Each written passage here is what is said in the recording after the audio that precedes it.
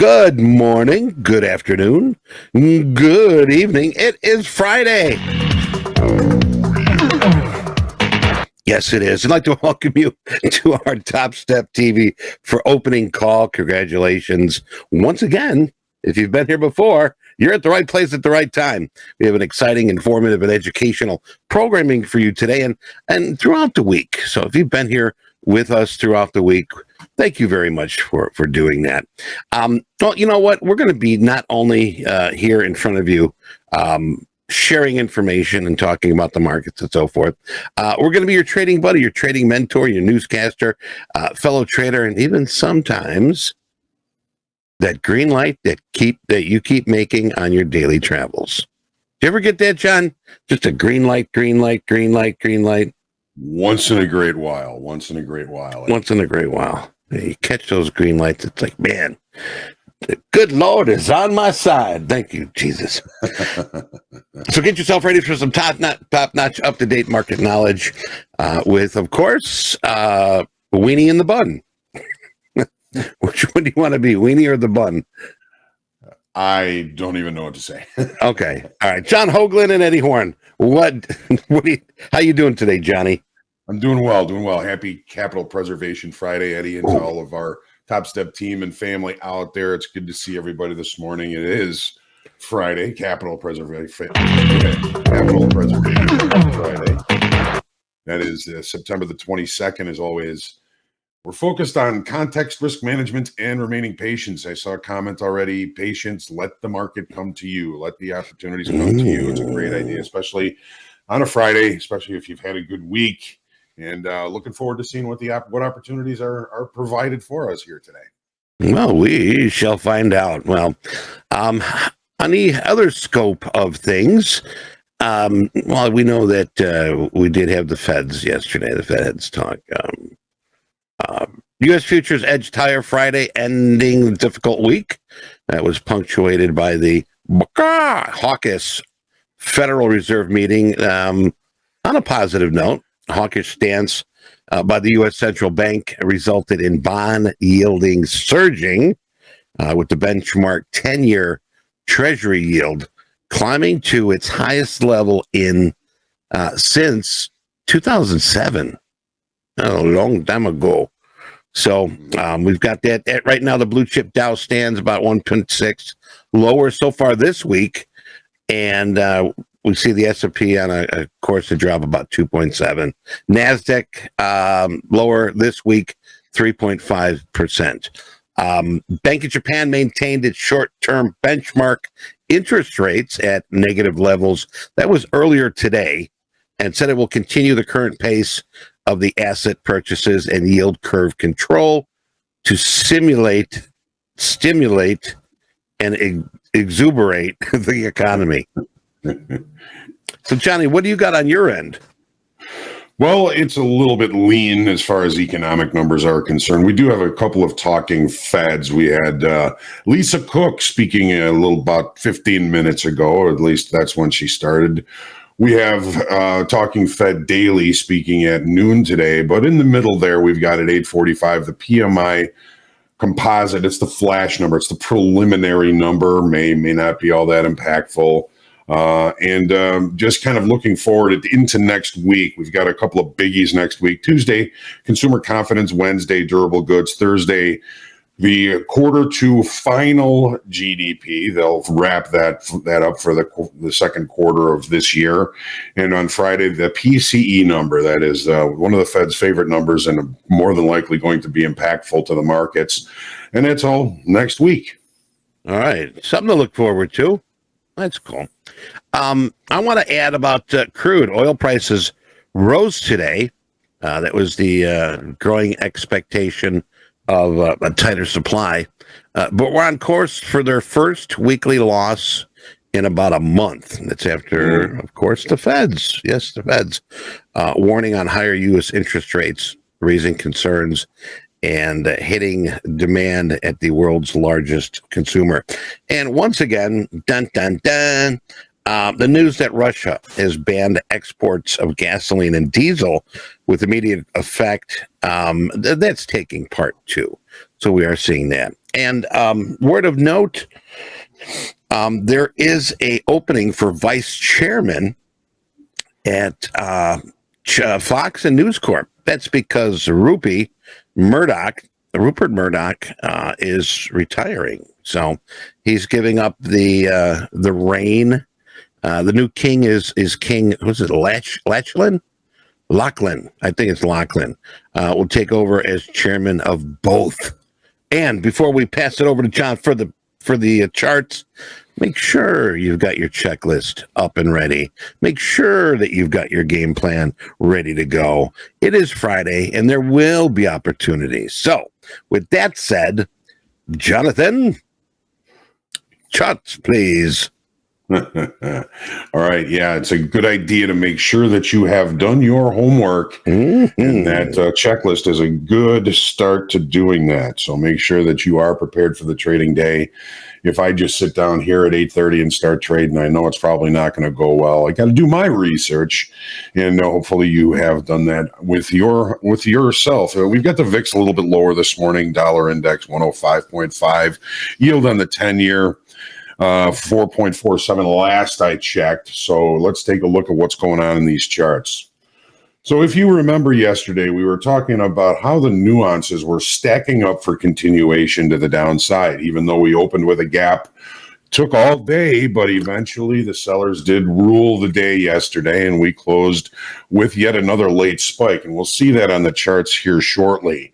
Look at the volume. Volume took a nice jump in the futures as well as on the New York Stock Exchange. It was about 10% higher yesterday than the previous day.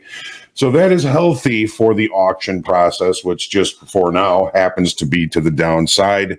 We also added 35,000 in open interest on this move to the downside. So a breakout to the downside, a new continuation, and the auction that is, at least in the S&Ps, exhibiting healthy behaviors. So we've got some more visuals down below. We took out the recent low, the recent swing low here from the 18th of August. We closed below it. Now there's still a day time frame gap that is down here. To close that gap, we'd have to bring price all the way down to 43.2550. So 43.2550 will be an interesting level should price give us an opportunity down there. I realize that's quite a ways away, but look at the range we put in yesterday. Yeah. So that's really the kind of next downside target I would look for, is to fill that gap. And we're not going to see that because that's a regular trading hour chart gap. This is the extended trading hours, but the market opened with a gap that day, and that gap was left here. So that's going to be somewhat of a visual, and that gap is from the continuous chart. So that's, there's a little bit of price differential there, but when it comes down to, how long ago that is going to be the visual target to close that gap. Again, that level 43.2550. Let's move on to the 30-minute chart. What are we seeing? So here is the situation that occurred yesterday. We had a breakout below the trend line, a breakout below weekly kickoff low the previous day. We opened below a late spike with a gap. The gap never closed. The acceptance of lower pricing, it did take pretty much all day to kind of play itself out. We did a lot of ranging and a lot of resting in this area, but by the end of the day, we ended up putting in another late spike. Remember the late spike yesterday? We opened below it, and that was an indication of acceptance of lower pricing. We are at a kind of a critical level inside of yesterday's range now, because we did put in yet another late spike. Now, to review the late spike rules, we open below a late spike. That's the highest probability of acceptance of lower pricing. We open in a late spike. That's kind of a secondary probability of acceptance of lower pricing. But opening above the base of a late spike is a sign of rejection of lower pricing. So looking where the S&Ps are right now, we're kind of at a critical area in the day time frame. So, we settled right at the bottom. The base of yesterday's late spike, I should say, is 43.89 even, 43.89 even. We're really close to that. Overnight inventory is a little bit to the long side. This is going to be a critical area. This is somewhat, I would say, pivotal. It's an area that if we open and stay below that level, we may be accepting lower prices even still. If we reject, if we begin to show signs of acceptance in yesterday's area of value, that may be telling us that the market is rejecting these prices, and we may see a pullback back to the upside. Now, when you think about what's happened this week, we've come a pretty long way in a short period of time. 3 sessions, 2 sessions to the downside. Is it possible that there may be some profit taking today? It is possible, and I just kind of want to quote Eddie, an old floor colloquialism, if you will. What do you got? If there is a strong rally on a Friday, don't fight it. It will. Right. It'll kick your ass. Yes. I could use a good ass kick, I'll be very honest with you. Yeah. My cousin Vinny. There you go. Good funny All right, movie. so let's move on to the NASDAQ now. The NASDAQ is telling a little bit of a different story. And the thing that I saw yesterday that I was kind of looking forward to seeing today was a large jump in open interest, because we had a delta divergence in the NASDAQ yesterday. I don't necessarily see delta divergences in the NASDAQ that often, but I think that's a part of the reason of what brought the other equities down. Delta, the number of contracts that trade on the offer are positive delta. They're buy market orders. Negative delta are contracts that trade on the bid. As price continued to move lower yesterday, delta was increasing in positivity, meaning that the more aggressive traders were using market orders to lift offers. They were buying on the offer. Normally, one might think that would bring price higher, but price moved lower. That's sometimes an indication of longer time frame participation. Some of the bigger traders are just placing offers and letting the short time frame traders buy into them. And then when the short time frame traders get the idea they're not going to make money on it, the longer time frame traders move those offers down, bringing price lower and delta increasingly positive. And that's what happened in the NASDAQ yesterday, not in the S&Ps. Usually I'll see this in the S&Ps. We did not see it. The problem with that is we didn't add a whole bunch of open interest in the NASDAQ. We added 400 contracts in the NASDAQ. So that kind of takes away a little bit of the theory that we had longer time frame accumulation or liquidation in longer time frames. What does all this mean? Well, what didn't happen yesterday? We did not test to the swing low here on the 18th of August, where we did close below it in the S&Ps. Contrary information. Remember, we stacked the nuances yesterday. The nuances are not so stacked today. We've got some conflicting information here. Again, that delta divergence in the NASDAQ yesterday, rarely do I see those, but it certainly kept me from trying to get long yesterday. And if you were looking and you were continuing to look to sell rallies or even got the breakout to the downside, you maybe had a pretty good trade on that. Well, look at the 30. I know. You get to just fly around on these charts, right? So, again, yesterday the nuances were stacked. We had a gap. We had a late spike. We opened below the gap. It took all day for the market to kind of recognize or realize that it was accepting lower pricing. And again, with delta increasing in positivity and price not going in that direction, the late spike that we put in yesterday seemed like almost a foregone conclusion. And probably a lot of folks were looking for this short and probably gave up by the end of the day and then looked at their charts later on and said, I knew it, right? So something right at the bottom. We've got overnight inventory to the long side. The base of the late spike, where the market really fell out of the balance that happened for the better part of the day yesterday is, where is it? I wrote it down here, 14,792, not 1492, 14,792. That's the base of the late spike. Well, overnight inventory is long. It looks like we're going to be opening above the base of that late spike. In late spike rules, that means that the market is currently rejecting lower prices. Yesterday, we opened below it. It accepted lower pricing. Today, we're opening above the late spike, and the NASDAQ, after positive delta and a move to the downside at very low open interest, something is awry here. So we're getting conflicting information. In trading, we call it cognitive dissonance. The S&Ps are saying one thing, NASDAQ's saying something else. We're going to watch where these markets open, of course, at 8:30 on fast market. So if we do open above the late spike, that's a possible rejection of lower pricing. That would leave this as rejection on the daily chart and excess. And, this might be, at least in the NASDAQ, as bad as it's going to get, at least for now, until we get some sort of new information. And then, of course, anything can happen. So it's going to be a very fascinating day. Even if you don't participate in trading today, watch and see what happens with the late spike in the NASDAQ versus what happens in the S&Ps and how this day plays out.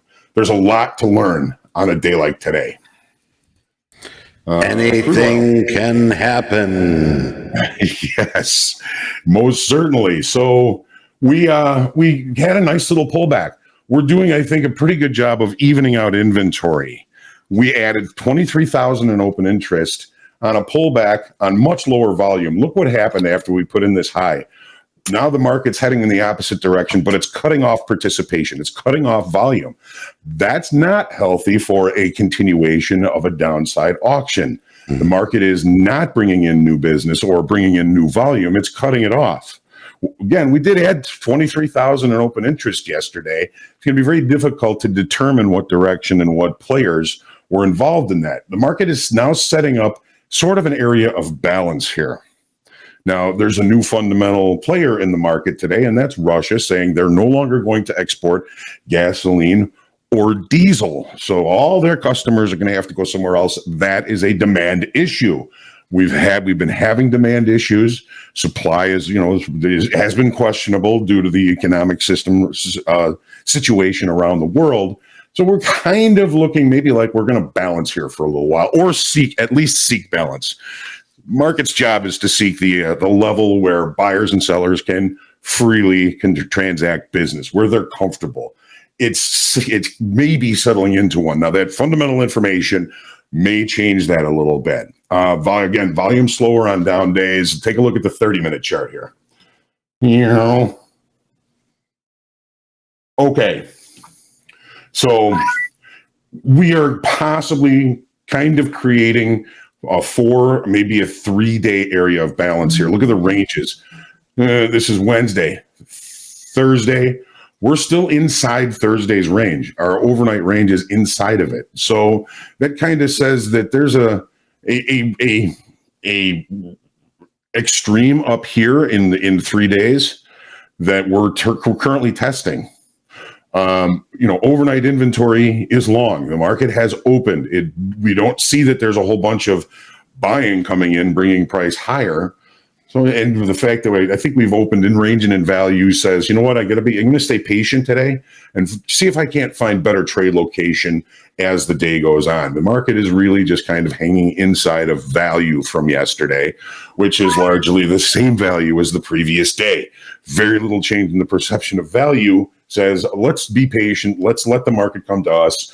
If nothing comes to us in crude oil today, we're going to have to be okay with that. And again, anything can happen. There is new fundamental information in the marketplace. Just be aware of it and trade what you see. Let's take a quick look at gold now, Eddie. Okay. Here's your product. You are the gold king. Yeah, I am the gold bug that crawled up somewhere. Gold bug. There you go. I'm trying to learn gold. This is something that I've wanted to do. It's always been my third market that I've watched. Never really touched it too much. But what do we got here in the daily? Okay, show me, Johnny. We tested above weekly kickoff high end, the trend line. That was rejected, and it brought forth a very swift rotation back to the low end of balance, back to this trend line, back to the 200 session moving average, which really just put in our low yesterday. This market, I believe, is largely in short time frame control. There's been very little directional activity outside of the area of balance, although we did lose 4,100 in open interest yesterday. We probably scared out a few longs and had a few shorts cover yesterday off this level. Volume, we've been saying that there's like a moving average of volume that's been kind of falling since March, really. And we're starting to see that change a little bit. We're starting to see volume increasing, which I think increases the probability that a change is coming. We've been talking about the fact that it's a triangle formation.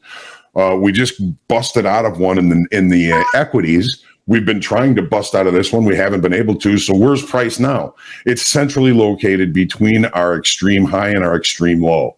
We're not looking for much in that case. Friday, let the market come to you. Short time frame control means short time frame levels are likely to be respected.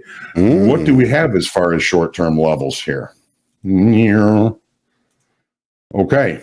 So what happened yesterday? We've been talking about these 3 days were gapped down to and gapped away from. This was an island low, typically a pretty strong reversal pattern. And we did get a full rotation back to the upside and now almost a full rotation back to the downside. So we're still largely range bound.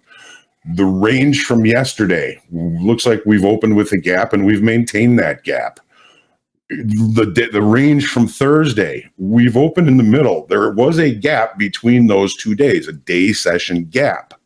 When we get back into that gap, the probabilities are a repair day where the market is going to fill in any regular trading hour business that needs to be done somewhere between the point of control from yesterday, which is in essence settlement, and a point of control from Wednesday's session, which is all the way back up to weekly kickoff high and this trend line.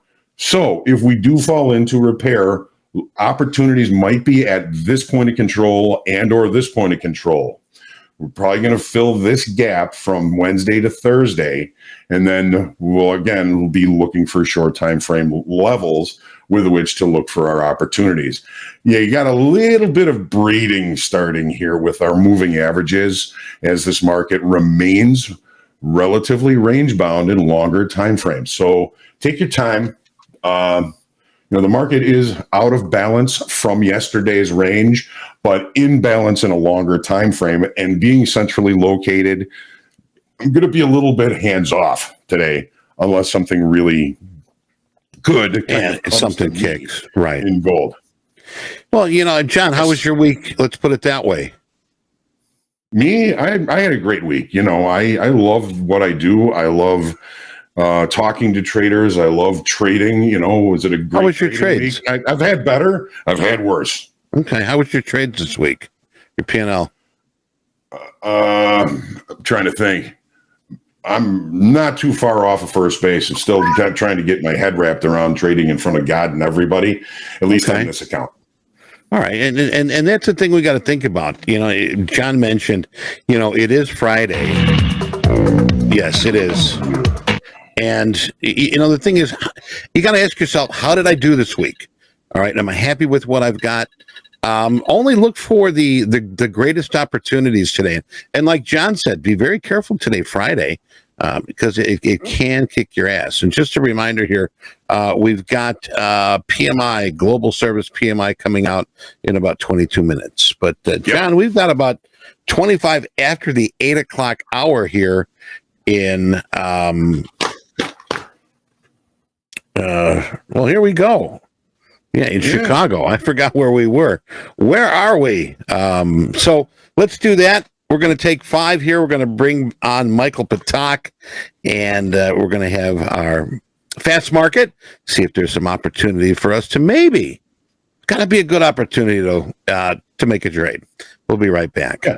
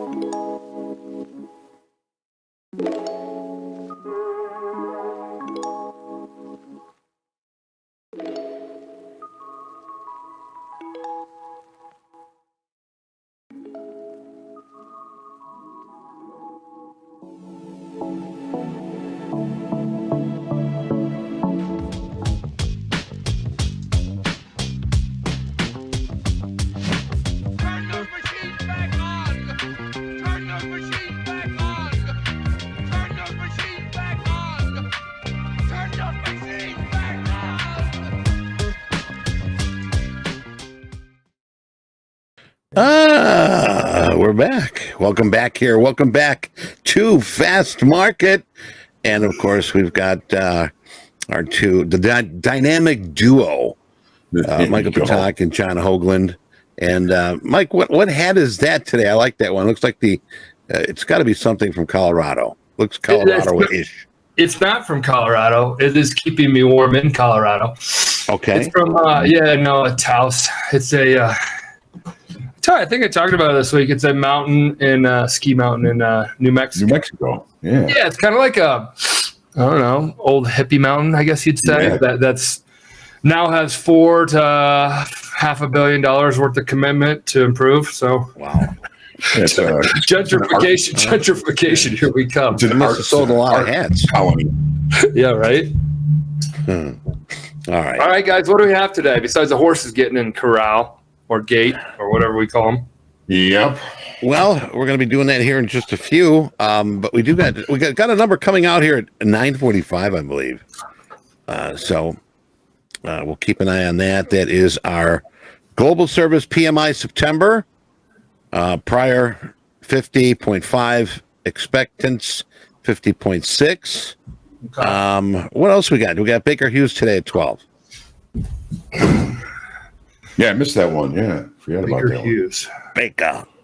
Well, I've Baker Hughes. I typically. What's Baker Hughes? I don't follow that one. It's the rig count for crude oil. Offshore how many active rigs there are. Yeah, in our what's up, hacker? What's rig? You guys. All right, we are inside a minute, my brothers and sisters. I did not know Russia cut off the world. Yeah. Well, what's Europe say about that? Hey, I haven't seen anything on the wire or in the news about anybody that is a customer of gasoline and markets are open. There we go. So here's your NASDAQ. We talked about the late spike that occurred yesterday. The base of it is 918. 918. That's kind of a pivotal level, Michael. And the 50 sessions coming right across just about there. That's at 913. Well, 918's right here, right now. Yeah, we're pretty close. We're pretty close. And, We do have some overnight inventory that's long, and some of them are getting nervous already. yeah, there's a lot of activity down here. 50-50 on the tilt. Okay. Makes sense. 50-50 on the gold, NASDAQ, S&P. Wow.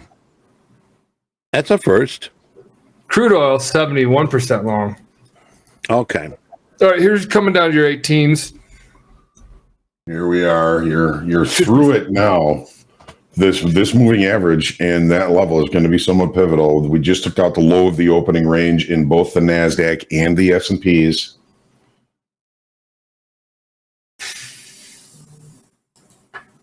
All righty. 915, 914s. I am speaking about the NASDAQ. John is typically speaking about The S&Ps, yeah. Okay. Just broke again. Oversold pump or Friday sell-off. Loki, I don't know. We're going to find that out. Let's not what I like to do is not predict yet. Let the markets come to us. Yeah, With a little bit of a bias. With a little bit of a bias. So I want to show you this also. This is on the S&Ps. There's a little bit of cognitive dissonance here, Michael. The base of the late spike in the S&Ps is here. We're opening in the late spike. That's more of a probability of acceptance of lower pricing. The NASDAQ, just like if this were the NASDAQ chart, it opened up here above the base of the late spike. So we're getting conflicting information from two very similar asset classes.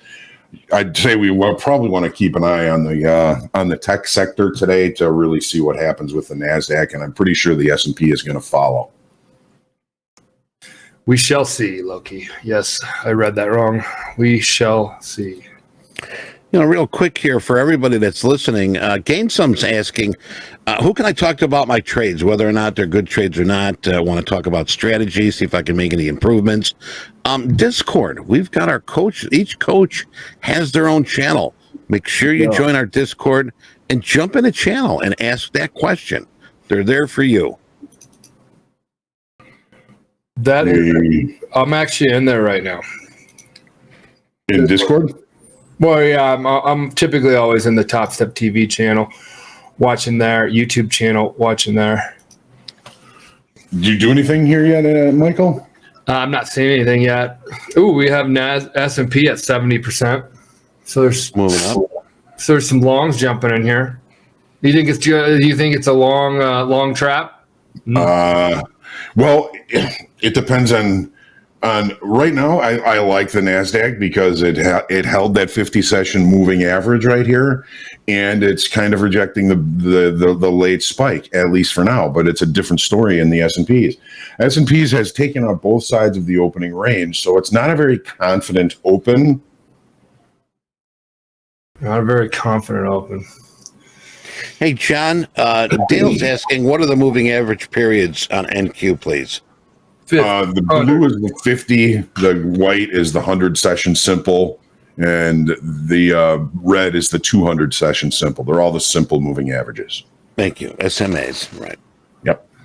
We keep it super simple here at Topstep, the best we can in a market that's wildly, typically complex. You get too much information coming at you, you just can't digest it all. Jim. It makes it Yeah, very difficult to make a decision. You leave the bat on your shoulder, and you Take get a pitch. You get struck out looking, right, Eddie? Yeah. That's what I used to coach. Get that bat off your shoulder. Mm-hmm. Damn you kids. Are you yelling at my son? Yes. You ever have parents like that? Oh, my goodness. Oh, really? I had one that I put the kid at third base. I go, because he's got an arm. And all that, like the first 3 innings, my son don't play third base. He should not be at third base. So I go, timeout, Blue. I go, timeout. I pulled somebody out from the dugout. I go, Tony, come play third. Tommy, go sit in the dugout. Yeah. She did another thing all year. Punishing the kid. I love it. Well, Hey, mom, was it mom or dad? Was it mom or dad in your ear? It was mom. I mean, she was just riding me like a circus pony. Yeah, sometimes they don't understand that you're a volunteer. Yeah. I have not experienced that yet. My kid's 5. I don't know how I would react. Oh, not minus 70% short in the NASDAQ. That's it. At 50-50 everywhere else. The opening range is still the high of the session. Opening range attention. You know, as long as we stay below this 918. What's the highest session? 24. Pardon? What's the highest session? 24. The high of the overnight session is 972.5. All right, I got short 3 lots at 16 quarter. Ooh, I'm here right now. Mm-hmm. I took off one because I didn't want to get 3. Okay, where are we at? All right. I'm sharing my screen, Jack. It is dancing with it right here. Uh-huh. And if it keeps dancing, stay below 18 or 918. Yep. You know, that's the go no go level in the NASDAQ today. Yep. Hey, MP, I don't have your screen being shared. You got to know. That I do. Show me 95. Show me evens. Show me 9 evens. I'm rooting on my trades. I hate rooting on your trades. Being a cheerleader. Yeah, you don't want to be a cheerleader. There you go. Now you got your. There's my 16 quarters. There's my 2 lots. You see my first few trades of the day. All right, fall out of bed, please. Fall out of bed, please. Take one off. Take one off. Come all the way up here. Put a stop in. Let it sit. 18s is a play. If it sells off here, we're even looking better. You got single tick stops on there, huh? Right click. Single click. I put a right click and I got stop. Boom, boom, boom, boom, boom, boom, boom. That's boom. good. I've screwed up the stops on T4 a million times. Yeah, well, I found out there's a setting. All right, it's dancing around here. I'll just take a $500 winner right out of the gate. The right click in the T4 is I've been using T4 for 14 years. Didn't know right click unless they added it. Puts a stop in. Yeah, they added it like 7 years ago. Yeah, I know. Right when you set up your whole system, and you're like, okay, this is what I'm using for the rest of my life. You didn't get the memo? Didn't get the memo. You didn't get the candygram either? Well, yeah, right. Okay, it's dancing. It's staying above the 900s. So 14 900s. I don't know. I don't think it's going to for long. I don't think it's going to go too for long. It's kind of like running out. It's like holding up the elephant at Eddie's circus. So in essence, you know, we opened, the opening range spans the base of the late spike. As long as we stay below that 918 level in the NASDAQ, you know, it's the longer we do it, the more it's going to accept lower pricing. And the S&Ps we know opened in the late spike. Here it is. There's the base of the late spike right up there. Say it one more time. Price point. The price level is 43.89. 43.89 is the base of the late spike. So we've opened in the late spike. That's a higher probability of acceptance of lower pricing. Sorry, John. I wasn't looking at your screen, and you were talking about the S&P. So S&P folks, tune in. Even NASDAQ folks, tune in. Sorry. 83, 4383. 4389 is the base of the late spike. Sorry. That's all right. Right here, right now. You know, and as a general rule, when we open in a late spike, that's a late spike to the downside. That is, it's acceptance of lower pricing. Kind of a secondary to what we did yesterday, where we opened flat out below a late spike. That's the highest probability of acceptance of lower pricing. And you can see what yesterday did at the end of the day. It continued that move to the downside.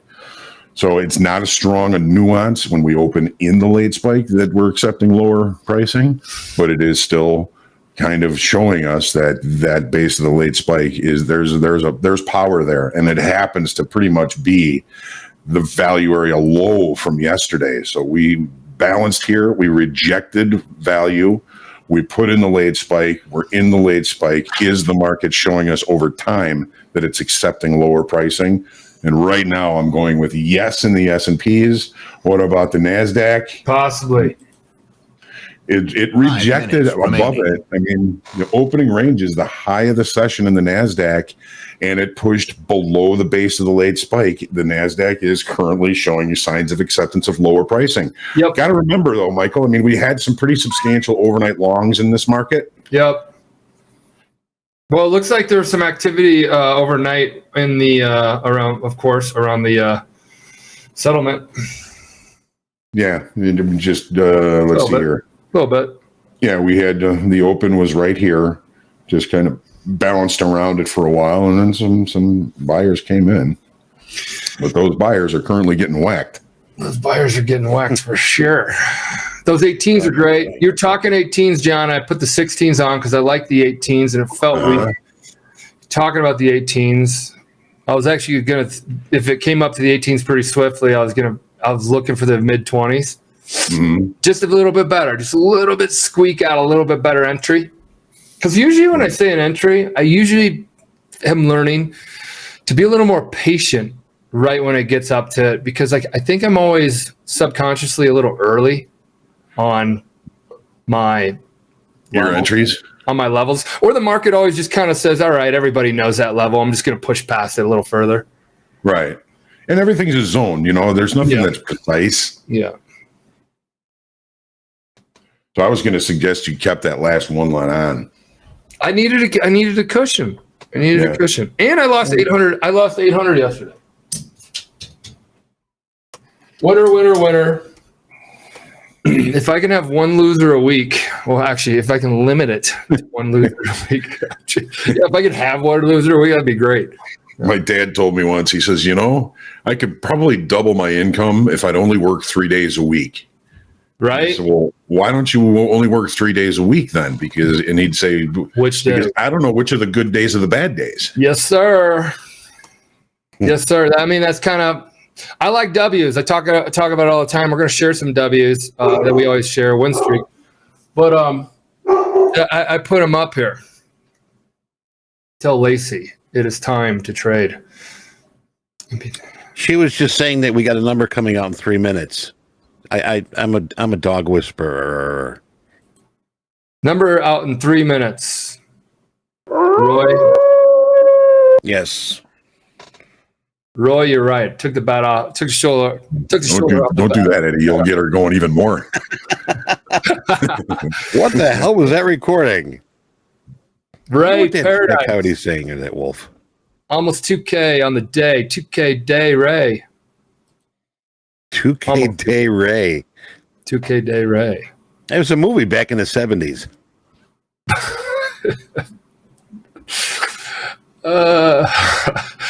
What type of 70s? Like Bow Chicka Wow Wow?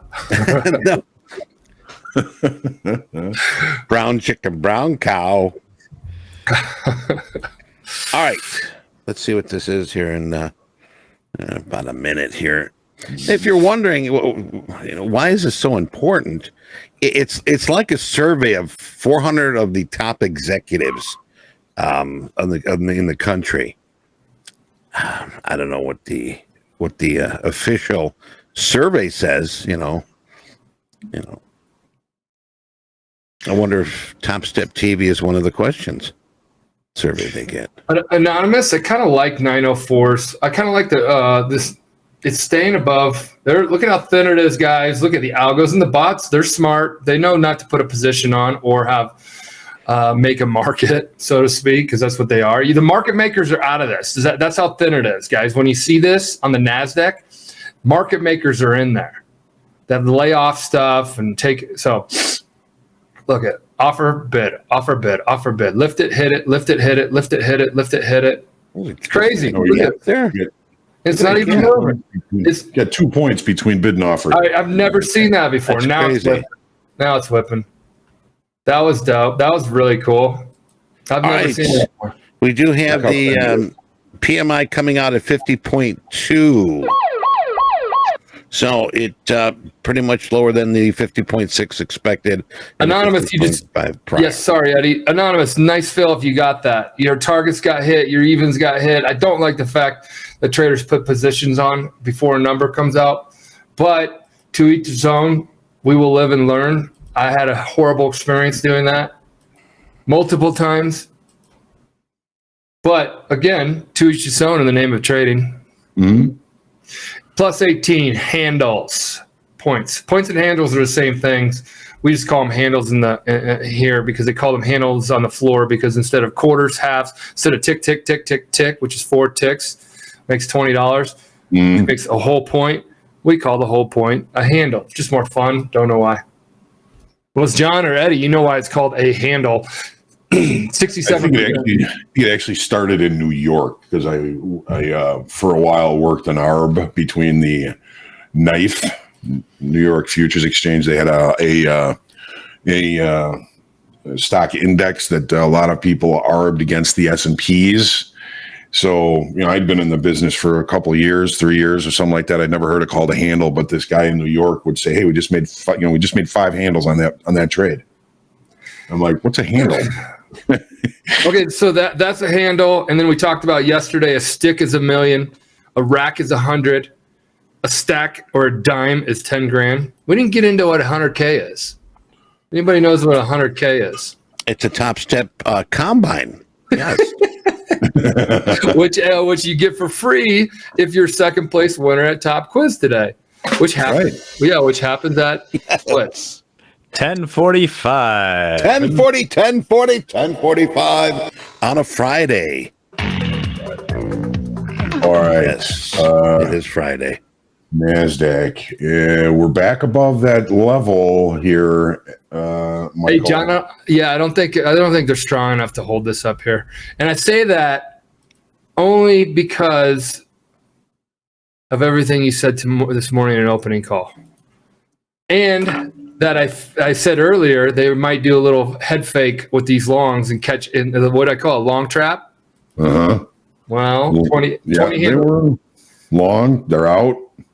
Now we'll see what happens. Lacey. I do like, what levels do you have up here? Any level. Well, that the 50s about value area low here. I mean, you got the point of control here, which we hit before the open. You got the overnight high, value area high, and the high of the range from yesterday. Above that, you got the 100 session moving average, and you've got a big gap above. Big gap. I like shorts up here. I haven't really.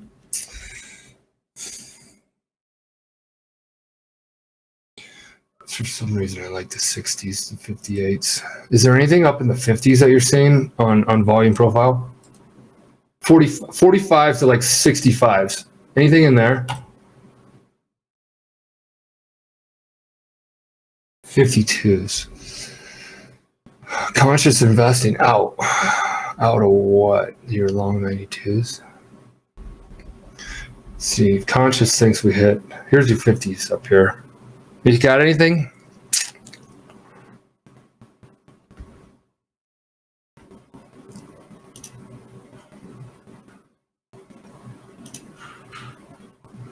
I got no sound unless you guys aren't talking.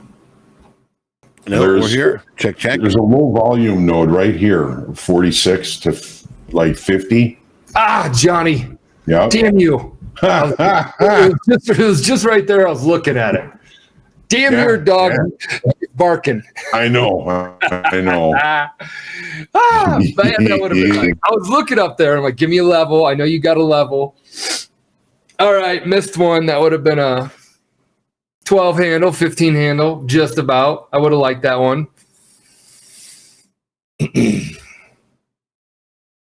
Lacey thinks she's the center of the universe, and she's cost me more than that already. She has cost me a little bit right there. Right. There is an excellent short right there. I was just feeling that area, but it's okay. Well, he may get the chance again. We'll have to see, huh? Yeah, when it goes back up there, then I like recall myself. If I had that position on and I didn't take my profits, and now it's back to where I'm breaking even, Then it runs up to my stop. I've played those games so many times that I don't even, when it comes up and dances with my entry yet again, not yet again, I would have had a great fill. Damn, John, that was a great short. That was a great short. Well, that one hurts more than taking an actual loss. Maybe it doesn't. Everybody, it doesn't because they didn't lose anything. But just the gut wrenching feeling of a great. All right, well, guys, I was talking about that area. Hopefully, somebody else got short up there. Real quick, if we're going to share information, YouTube or Discord, and you're just going to say, "Hey, we're going to get to this level." Put a reason behind it. Why do you think we're going to get to that level? Okay, a lot of us here are just throwing out levels and numbers and direction, but put a reason behind it. Eddie, great way to help. Miss these. Well, I see that a lot too. You know, great way of helping. Bless you. Thank you. Yeah, great. John, I'm still upset with you. Guys, when you have a great trading buddy that you rely on for levels, and then he has his dog barking in the background, that's called enough of that. That's called distraction. Distraction, yeah. It's called distraction. Such a common problem that everyone can relate to. That is true. Mine, no more dog, it's more kids, hence the fact I'm at an office far away from the troops. Yeah. Quiet, numbskulls. I'm broadcasting. Yeah, there you go. And the window of opportunity doesn't stay open too long on Fridays. Typically. No. If we're up at noon, we're done. If we're down at noon, we're done. Yes. John, some guy, that's his name, not just some guy. I tell you, it's funny. We used to have a bar here in Berwyn called He's Not Here. So if anybody ever called, it'd be like, he's not here. True story. I don't know. It might still be around. His name is some guy. Anyway, how much influence does the opening range have currently? Let's just say on any of the markets. It doesn't. Because that move up to that low volume node from the overnight that Michael was looking to short, that took out the high of the opening range. So neither the S&P nor the NASDAQ have an opening range that is at one extreme of the session or the other. So take some of the importance out of them. For me, there are people that do here's the opening range in the NASDAQ yesterday. Well, where do we get up to? That's where we got up to. So, there's no rhyme really or reason to when that is going to provide resistance. But sometimes it does. Just there's nothing that works all the time and there's nothing that never works. I have a tendency not to pay attention to past opening ranges. And today's, it's traded on both sides. So to me, it's null. Hey, you know what? Shaw set up here that Lacey's. Shaw set up here. Lacey's probably actually. I take it back because listening to Shaw right now, he said Lacey's probably calling out that trade. We're sitting there scolding her. Yeah, she's telling us get short. Sell it. We gotta try to get comfortable with her barks. So then 2 barks is get short. One long bark is a buy. Is a buy. You never know. You don't know how the world's energy and everything works. Well, she thinks she's the center of the universe, so she may be right. She may be pushing the universe around, making it spin. Just commenting here. Hoop says, I have a swing in the ES down here at 43.73 half. See if it holds. We are sneaking up towards settlements. Speaking of pulling back a bit, John, the 18s and the 20s, the low of this last little move off the high that Lacey so called out perfectly. It's that 18 level, right? Yeah, I almost feel like doing push-ups right now to kind of get rid of the missed opportunity feeling that you get sometimes. So market profile, volume profile. Here's 18. It's the dead center of the range so far today. Look what's below it. A low volume node. What, around the 04s? Yeah. No, hold on. No, sorry. Node goes from like 14 to 08.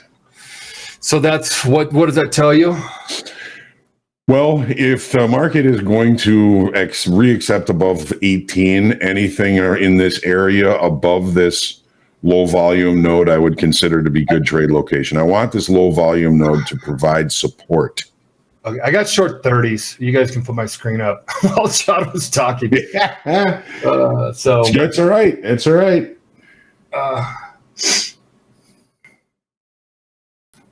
All right, I'll take it off. I'm up 600. 580. Pop back up. I do like it up here. I need to hold it. I do like it right now. Anybody want to get short around here? I would get short around here. That's me. So if you wanted to follow somebody, I never tell anybody to follow anybody, but I want to get short because I had a short on, but I'm liking the slow cushion I'm building right now. Because if I end the day, I'm not even going to say a number, but if I end the day positive, I'm going to enjoy it.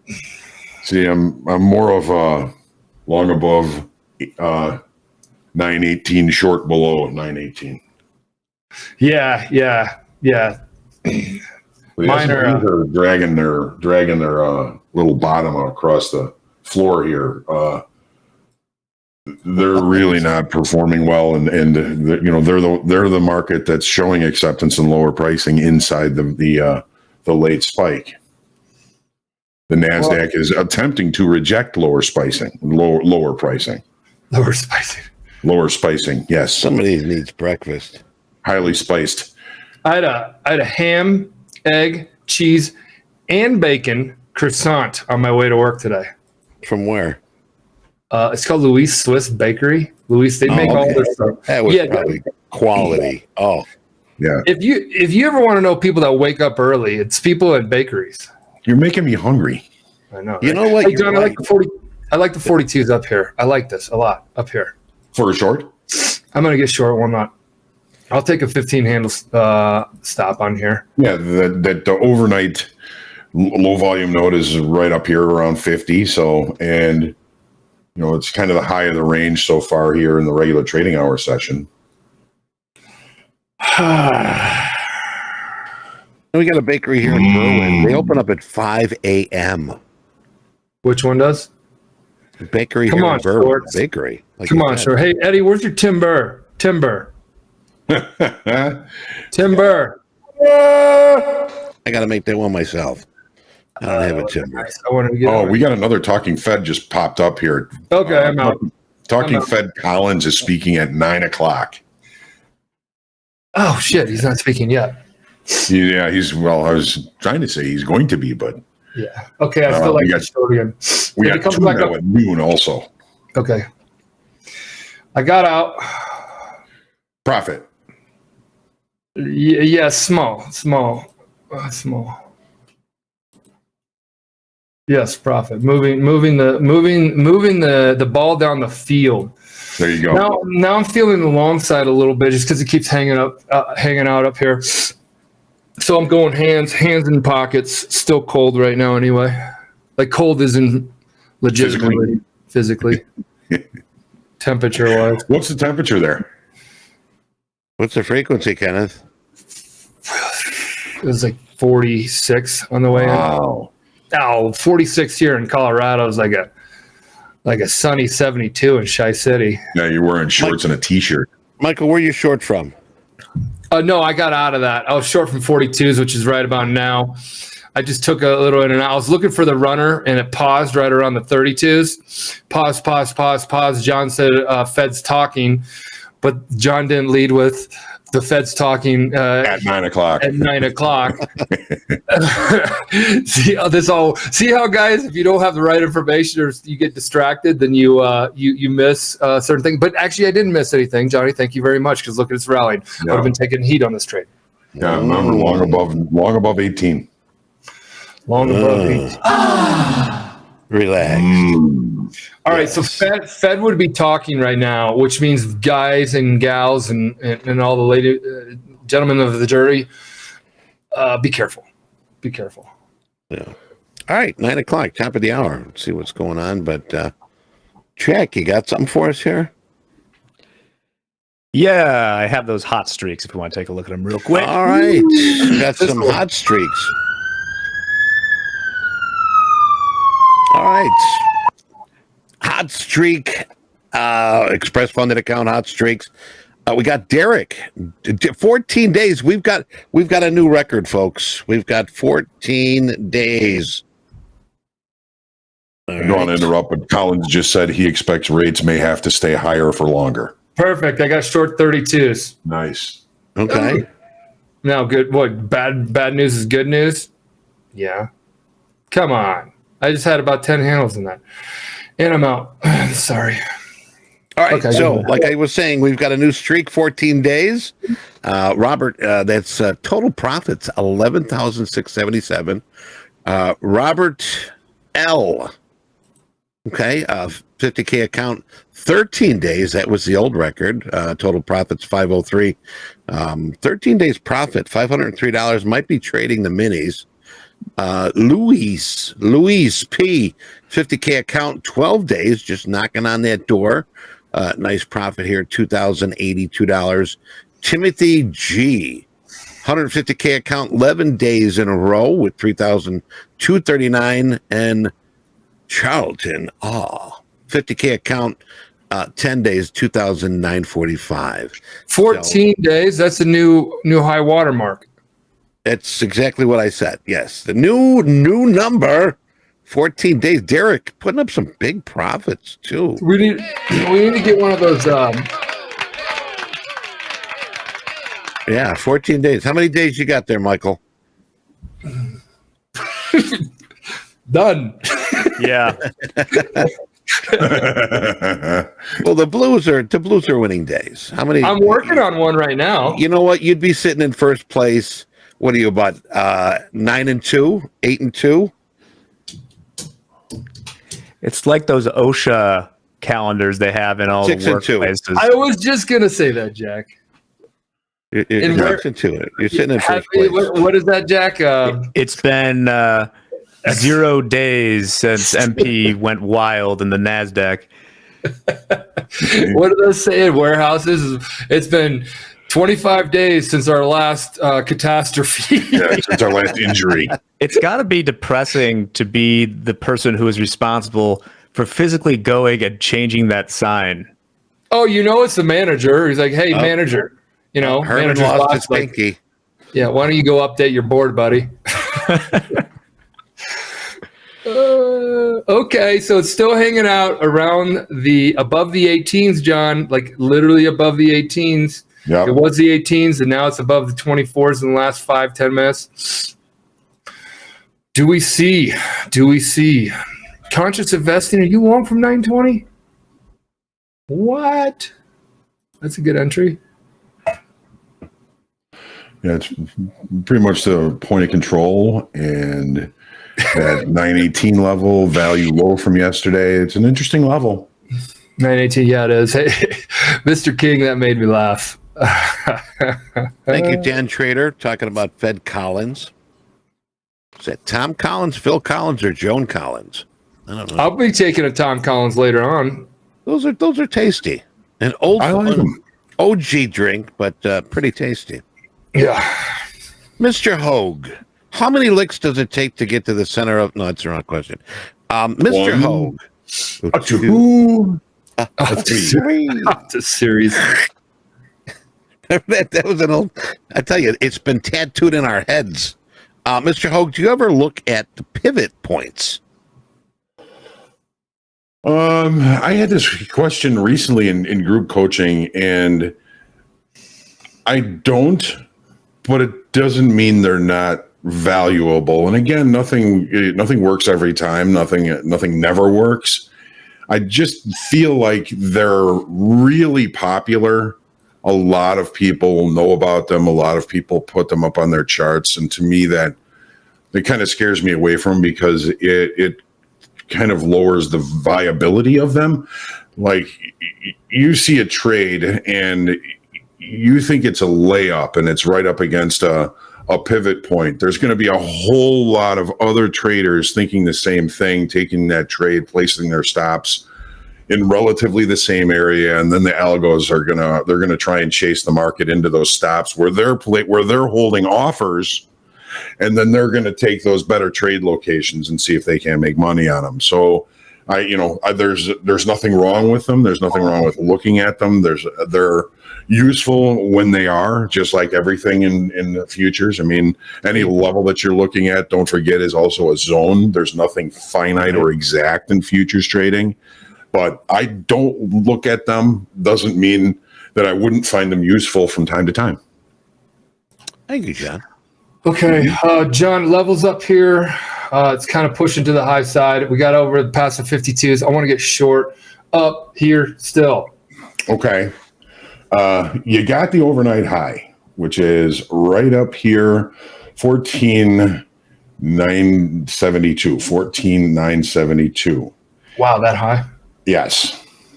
Well, it's not that high, but I'm just, yep. Okay. I'll take it. My good friend Ben is always like, if you're looking for an opportunity, overnight high and low can be very interesting. If the market comes up and takes out the overnight high and doesn't maintain direction up there, comes back in, that lets you limit risk.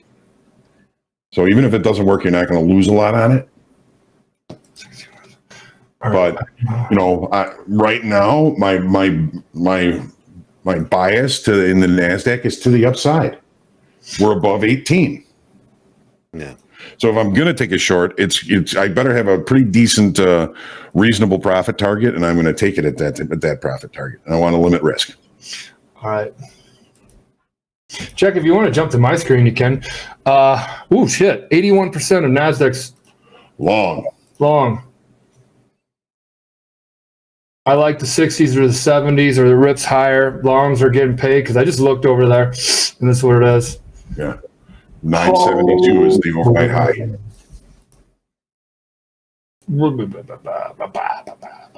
60s would have been short. You're doing Kid Rock over there? Yeah, he has some good songs. Sounded like you were doing like a Kid Rock riff. 77% now. 78%. Whoa, we have a lot of folks liking these. Hey, would you call them week longs today in the overnight, or who's in the overnight? Short? Yeah, overnight inventory was long. It opened down here, and price moved higher all night. So that's weaker hands, short time frame longs. And they pretty much probably reconciled all those positions when we had that dive to the downside down here. So they're now available to influence price. And if they're getting back into it, that's what it's doing now. If it dances around this, I got short just a one lot. If it dances around, because it ripped up the 60s again, and I love it when it moves swiftly in my way. And it ripped up there. I didn't get my 60s, so I got my 55s. Short. Here's my 15 handles. Mm-hmm. Let's see. Do we think this is going to keep ripping? Okay, guys, I'm up with a cushion, 840. I'm going to let this one run. Why? Because I'm up, and I'm so far been in tune with the market, so I'm going to stay in tune with the markets the best I can. And we're talking 60s. Let's go all the way up. Comment. Hoop's watching the Dow saying that's the leader today. Hoop leading the sisters. Oh, really? Okay, cool. Dow leading the sisters from Hoop. Hoop, another one of our good friends from the trading floor. That was his badge, Hoop. Hoop. What was he, like about 7'10"? Real tall guy. All right, so it's pausing right here, and there keeps going. My gut, when you're like, oh, I'm in the money, blah, blah, blah, it's telling me to get out. But I said to you guys, I'm going to let this one run. And I'm letting it run again because I feel like we've been trying to hang out. And then I was looking for a short. And I've been reading it fairly well. But at the same time, I want if this trade turns into $1,000 for my P&L for the day, then I'll get out. If it comes back up to scratch, then I'll get out. Now, is that a real strategy or is that a financially based strategy? This is what I'm sensing when I do the markets. When I feel it, I like to get in tune with them, and when I'm not in tune with it, I shut it down, kind of like a baseball game. But why the target based on your P&L? Just because I want to take money home today, John. I don't get convicted. There you go. There's $1,000, $1,000. Probably a good thing. You never want to be convicted. It's a Friday. Yeah, it's a Friday, and that puts me at like 3 or 22. 42. Hold on. Oh yeah, You mean- puts me at like 3,200 for the week. You mean us? Yeah, us exactly. So, I do share my money with people when I go to the bar, John, buying drinks. Yeah, bartender. I've been the beneficiary of that. We have both been. Takes me days to recover. That's called it's a real trading buddy when you both can. I got this round. Well, I got the next one. Yeah, come to think of it, we've all been bartenders, all three of us. Yeah. You meet a lot of people when you're bartending. You know what? If you've got a job bartending, if you get an opportunity, invest in some easy magic tricks, because that $5 tip turns into a $10 tip. That $10 tip turns into a $20 tip. You got some good magic, and you can do that magic on the bar when you've got some time. You'll double your tips easily. Eddie, I used to do the tips where you put the coasters up and you like flip them in the air. I'll show you kind of like, I don't think you can see it, but it was always fun. You just sit there. Flipping them off the edge. Got one. There you go. I did a little amateur bartending last night. In your basement?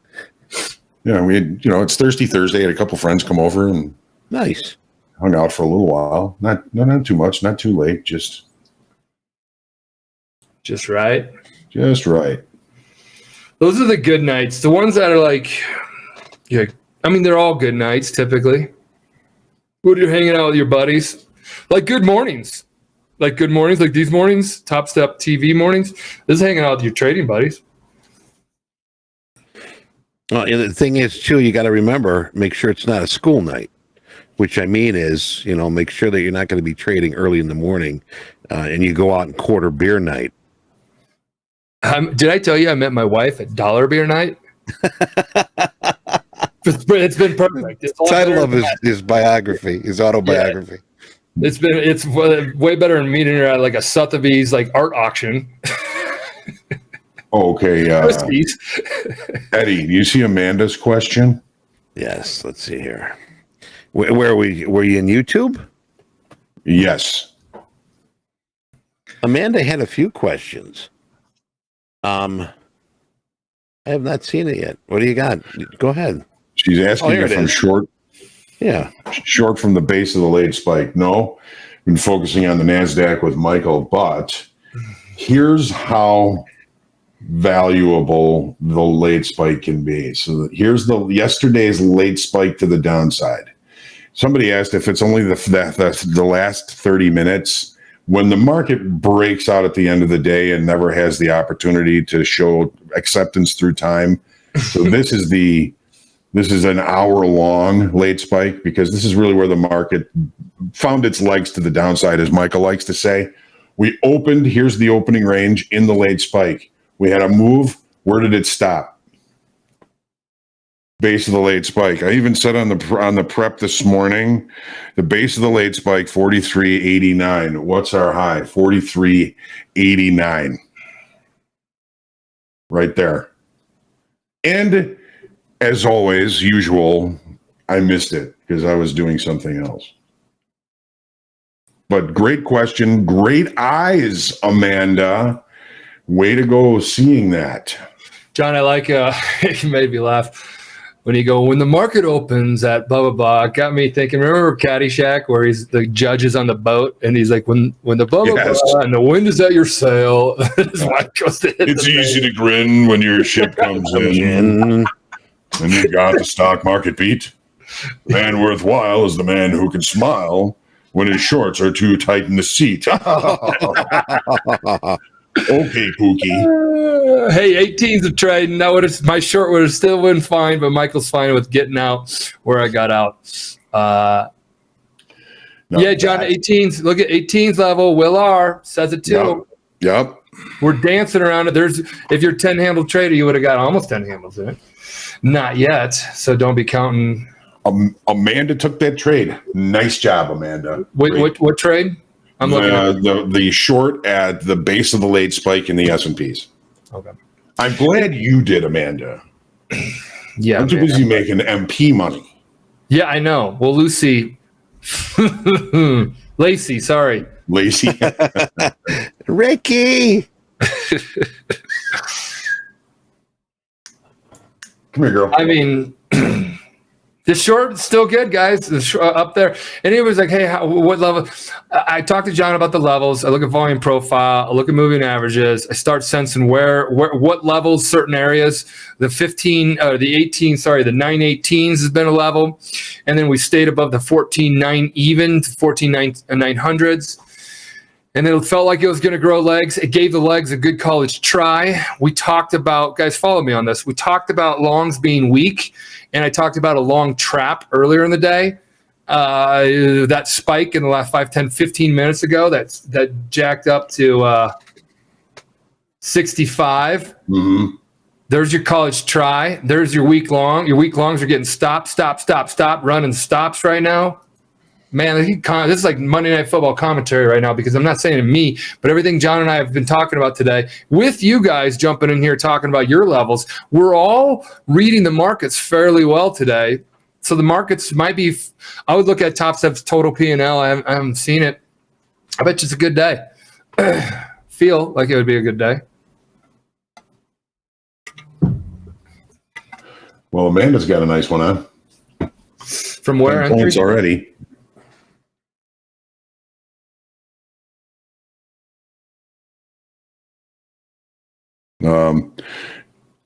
Eddie, I'm gonna just pull this one up. Kind of crazy. He's asking how do you find the base? How do you figure the base of the late spike? So, in the NASDAQ here, the low of the session previously was here, right about here, right? So you see that line there. There's the previous low.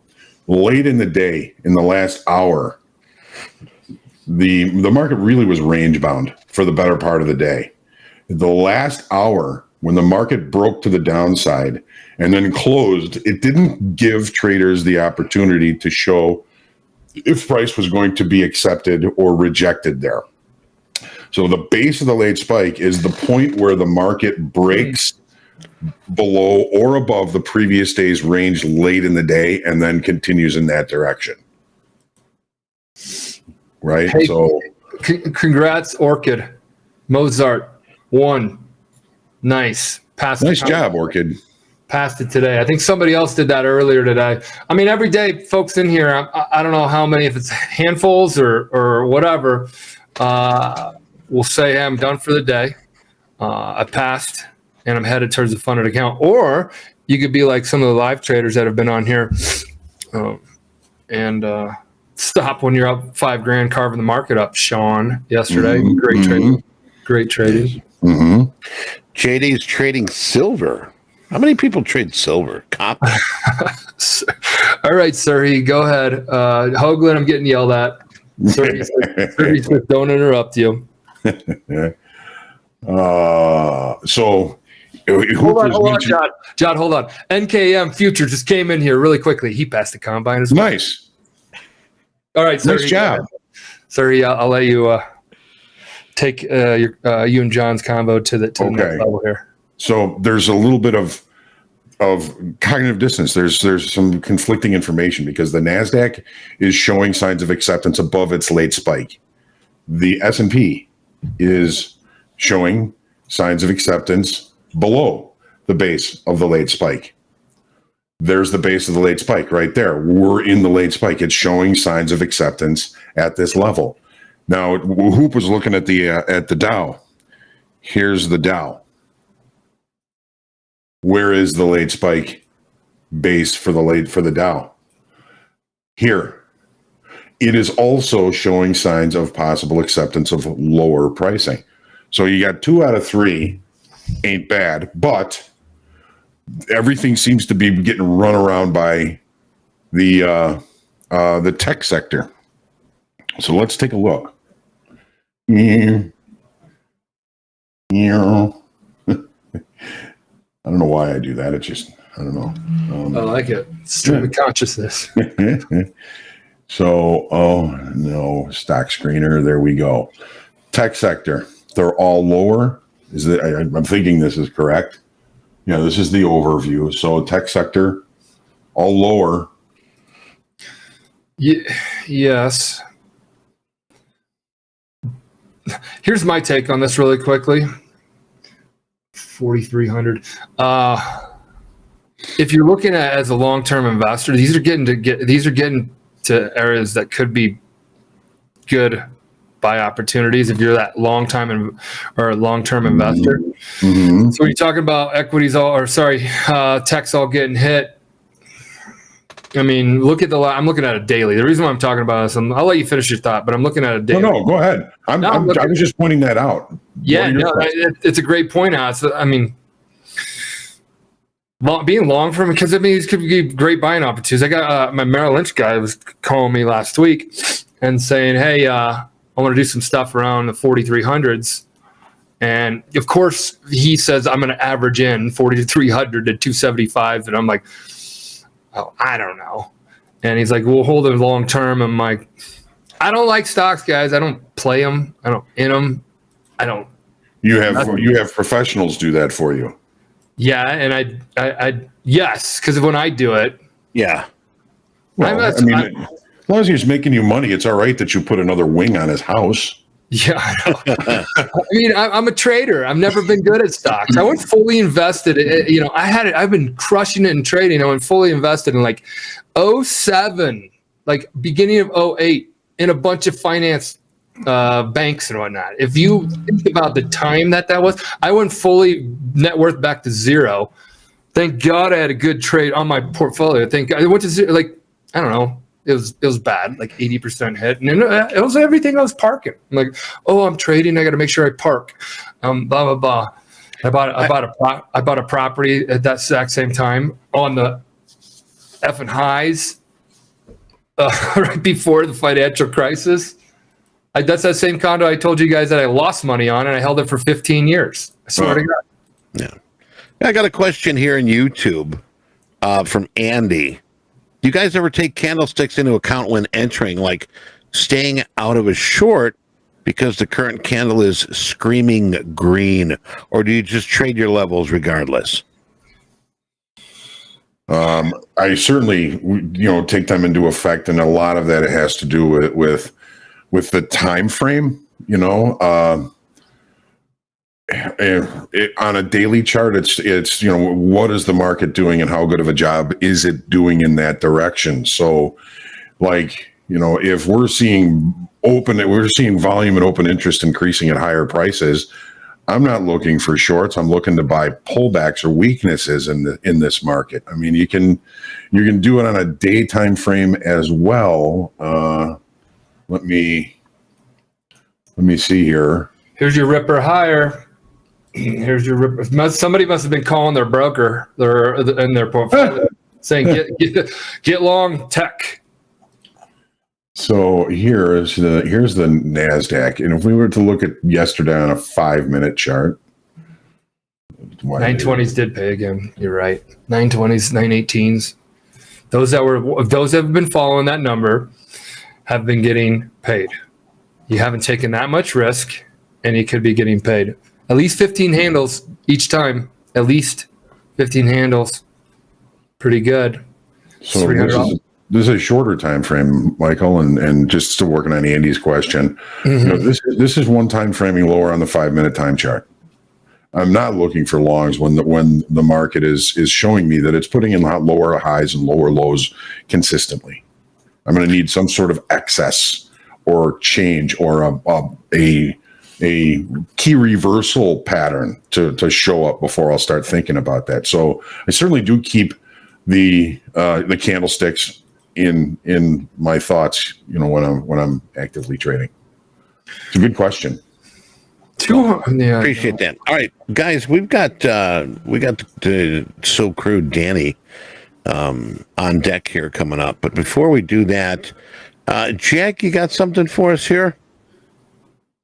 Yes, I do. Yes, it and is. The police are here for it. Well, Slow down. Or don't tell our funded traders to slow down. there's my ride. Yeah. Because they're doing top pretty well. 5 funded P&L. Kyle K, XFA. Look at that profit, 31,932. It's a nice. Emanuele, D, XFA, 31,287. Paul M. I wonder if that's Paul Molitor from the good old Brewers. Could be. 27,507. William H, 22,077. And coming in William Hurt. That's William Hurt, the actor. William Hurt, the actor, trading with us. That'd be awesome. And Riffat, XFA, 20,950. Now, so what's John? What's your advice to these 1, 2, 3, 4, 5 funded traders? If that's your current P&L, trim your accounts. Thank you. Bing, bing, bing, bing, bing. Trim your account. They're okay, like, well, trim. Break that down. What do you mean by trim? Cut it in Take half. some money out. Cut it in Okay, half. there you go. Okay, let's Unless you're barber talk around here. I'm not a barber. Sorry. It's another trading colloquialism. Yeah, you guys got to learn. Not these guys, but all of us, myself included, always have to be account managing, money manage. I don't call it money manage. This feels like long term account management. $31,932. You cut that in half. You just call it 15, 16. And Hoop says, pay yourself in all caps. You should. If we could bold that too, Hoop, that's what you do. You got to, like, 15 grand is enough to go cushion because you can bring it down to zero. Remember, guys, you can bring it down to zero, and then that's when you bust out of a funded account. Right. So the trade. Right. Yeah. So 15 goes in your personal account or wherever. Then you take the family, friends, or go buy the motorcycle over the weekend. Whatever. Or fix the air conditioner that wasn't working, or God forbid your heat starts going out into the winter, or re-insulate the windows. All these things. That's what trading is supposed to be doing. It's supposed to be giving you that opportunity so you can up your lifestyle. And keeping the money in your account does not up anything except you think it ups your balance. But sometimes I've seen this, and John, you've seen this because you used to watch risk boards and talk to traders. They get in this little I got 31,932. I'll do it at 40. Then they get to 40. No, I'll do it at 50. And then they get to 14. And it's not because of a payout. Right. All right. Yep. Real quick words of wisdom. We've got Danny here on deck, and so stay glued if you're in the mood to see some crude coming up here in just a few seconds. But good stuff, Michael. Thank you. Yeah.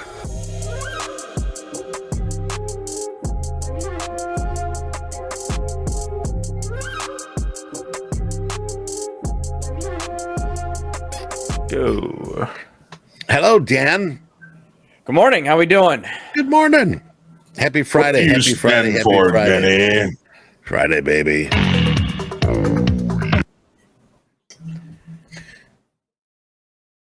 So crude oil. Yeah. We got a little movement overnight. Market continues to pull higher. I'm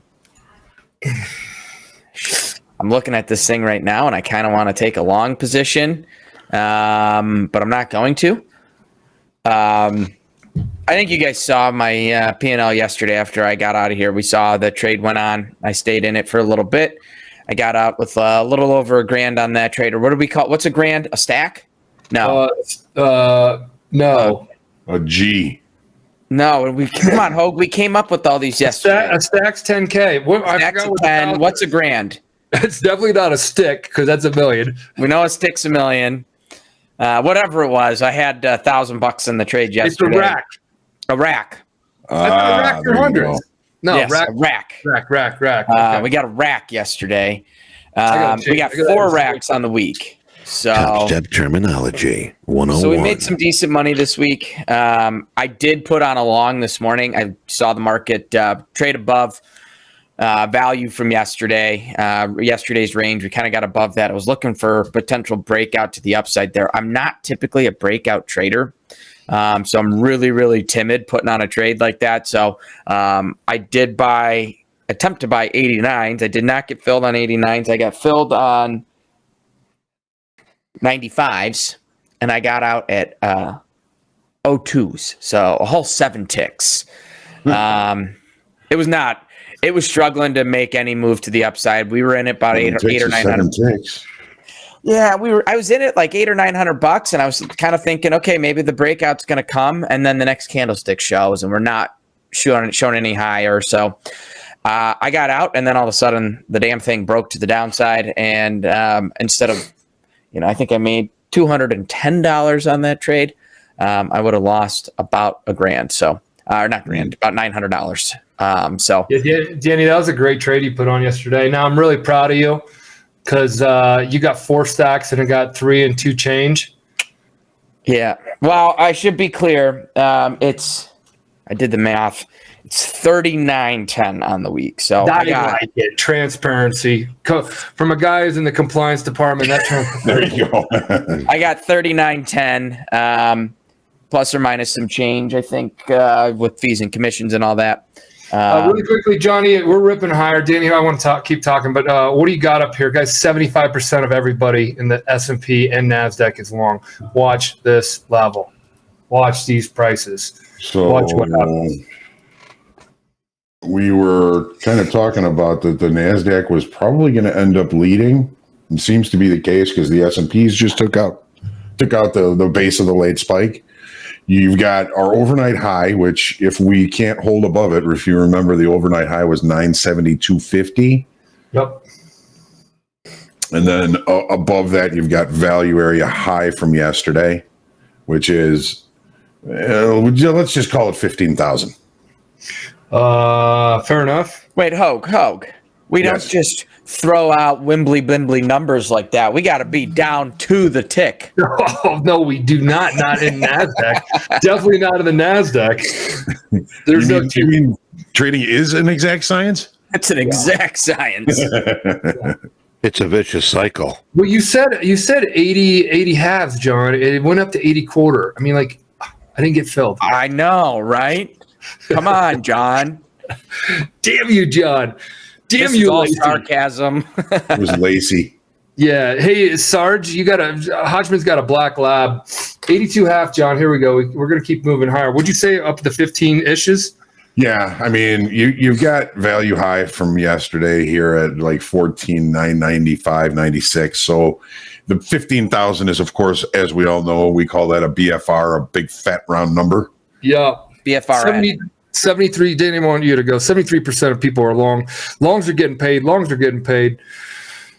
they going to take it off the table? We'll see. Danny, crude oil. Speaking of longs, they're only 47% long. We'll go back to crude. I'll tell you, it's hard to trade a market right now like this and not want to be on the long side when we look at crude oil. I mean, every day is low to high. I got to sit on my hands and not look at it right now because I do want to buy this. I actually really like where we pulled back to. I want to be long the market right now. Friday afternoon, I'm not taking any more risk. As a matter of fact. Smart. You're being smart. Danny, I'm going to try to beat you. That's what I'm going to try to do. So that's a great idea. Worst advice in the world. I have officially shut off the platform today. I don't want to look at it anymore. $4,000 this week. That's not a bad week. No, if you don't keep that in your pocket. Plus, you went to work this week outside of trading. I spent probably a total of 40 minutes in trades this week. So how many minutes did you do working at Topstep? That's what I want to ask. That's a hell of a lot more. Okay, 91s are coming up to the 15,000, John. I am going to get a short, just a micro, a mini. Are you shorting? Where are you shorting from, Michael? Let's see your charts. Show it. Let's see your charts. I want to see where you're shorting the market from. Well, I haven't shorted it yet. Shorted it. I haven't got short. So you're looking to step in front of a speeding freight train right now. You're right. I'm going to flip it. I'm going to get long. You just talked me out of it right there. See, now you are just showing weakness.